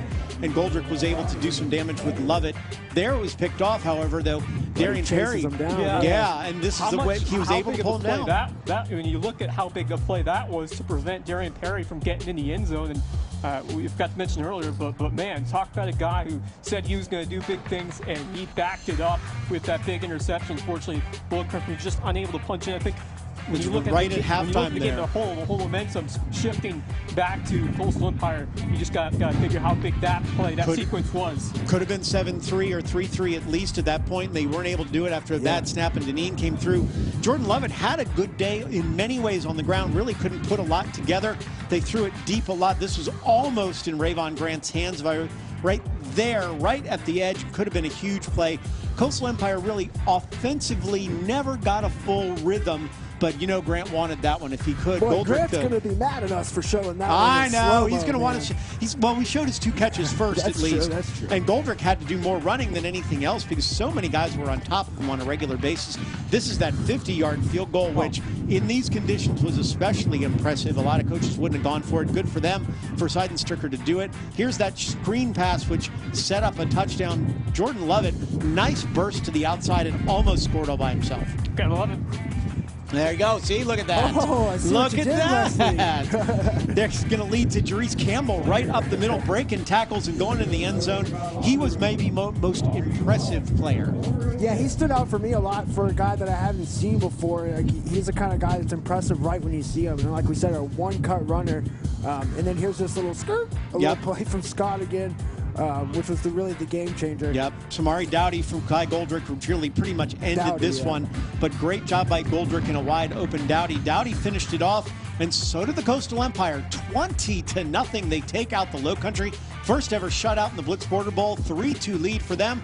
We're going to see what then next year comes around, as Lowcountry will be ready to play. We're going to go to a break, and we'll be right back with so much. No break? No, we're not going to break yet. I lied. I don't want to go to commercials. I like you guys too much. I want to stay here. So we talked about it before. I think some of the small school guys were the ones that impressed me. I think the Battery Creek guys, Coach Ash should be very happy with the way you guys played. Yeah, and I think he's really proud to see his own guys contribute and make big plays, show out in an all-star game featuring all the best seniors here in the Lowcountry, and to have that come from his own players has got to be really special. Yeah, our guy Thielen over there from Battery Creek, I believe, was one of the ones that I was looking at, if I remember correctly. He really had a nice game. I'm sorry, Anthony Thielen really played well for a guy who you didn't call his name quite as much this year. Yeah, he was kind of, a little under our radar, but an opportunity like this to stand out in front of a large crowd with some great seniors across both these offensive and defensive rosters for both teams, to be able to make a statement like this, it puts himself up for maybe he can get noticed by this, and we'll see what happens from there. But just great to end this season, end this high school career on a high like this with a good game. Absolutely. And then the other guy you talked about, Austin Saylor, walking out of bed with 8 tackles. Yeah. I think he had 8 to 10 tackles already himself. Yeah, Saylor was impressive, and he did it in a number of ways, right at the second level as a linebacker, and then obviously on special teams too. I don't know if we want to talk about this or not, but the 2 coaches for me deserve a lot of credit. There are some big name, big brand, for lack of a better word, big brand coaches in this area, in the Savannah area. Johnson and Kenderick Bonner don't get a lot of credit a lot of times, and I'm sure it's the same way with Battery Creek and Terrence Ash. And so for them to come out here and be chosen as the coaches, that's a big deal, I think, for this area. Yeah, absolutely. And Bonner, you could tell, was really excited about it, too, because he really liked this win for his players and for the team of Coastal Empire, and they were excited about it. Of course, the other plus to everything that we do is we did offer the Ronald McDonald House here, too. Yeah. $30,000 going their way will make a big difference for families coming into the area who need that help, who need a place to stay when they go to the hospital, when their child is there, and really can, and it just makes a huge difference. Talking to many of the families who come in for that, and just the opportunity to be that close to their own child is huge. And we play a football game, that's important, but their lives are so important in this case too. Yeah, at the end of the day, you're playing for something bigger than football. You're playing to help members of the community, and I think all these players can take pride of that and can say that they make a difference in helping so many. Absolutely. There's no question there. We have great sponsors who helped us out today, along with you guys who did a big job. For Connect Savannah, for Prep Sports Report, want to give you, got to get those in there for you too. So, and Loco Sports has helped us all year long, and we appreciate that, Wes, through you and Justin Jarrett, of course, too. And our great sponsors, we had the Mike Costello Law Firm on this one. You had Southern Motors Honda as well. They were down on the field. They were trying to sell somebody a Honda, I'm sure. So. Yeah. Beaufort County on this one too, and they did a great job. They're always looking for people in law enforcement and otherwise. Alpha Graphics as well. Alpha Graphics, always supportive of our time here. They have a 10% coupon, if I remember correctly from all the site reads I did. The Chatham County Health Department, as well as Texas Roadhouse, Specialty Sports, and Connect Savannah, along with the Ronald McDonald House and everyone else who came out here. And let's give the players a lot of credit, too. You see Mike Costello, you see some of our sponsors as we roll through them. Give these players credit. They've been off the field for close to a month and said, we want to come out and give it one more try. Maybe it'll help us recruiting. Maybe we just want to come out and play with our guys one more time. Yeah, look, there are guys in the Savannah area that could have been here today, and for whatever reason, for one reason or another, they chose not to be. And so the guys that showed up, like the coaching staff, the players, the trainers, everyone, the people that showed up deserve credit, because it's not like it was mandatory, right? Like, you didn't have to do this, and it's a privilege and an honor for these guys, and I think they showed that today, and they took advantage of the opportunity. Yeah, we're not going to talk about the people who weren't here. We're talking about the guys who were here who did a great job in, 10 seconds or less kind of thing. What do you have to say about those guys who came out from Lowcountry especially? They made our area proud. And that's the important thing. It didn't show up on the scoreboard, but what they did was very special, and you just love to see them continue to fight and battle and rep our Loco. Absolutely. Loco and Coastal Empire. So congratulations to the Coastal Empire 20-0 winners. Thank you to Travis Jordan. Thank you to Wes Kerr for today. Thank you to the entire crew who braved this weather, who supported us the entire year long. This was a one for here. We'll be back next year with a whole lot more. But high school football, we love it, and we're going to keep doing it all the time and supporting it here at WSAV for the WSAV Blitz and for much, much more. Thanks so much from Memorial Stadium. I'm Andrew Davis for WSAV for the Border Bowl. We'll see you next year.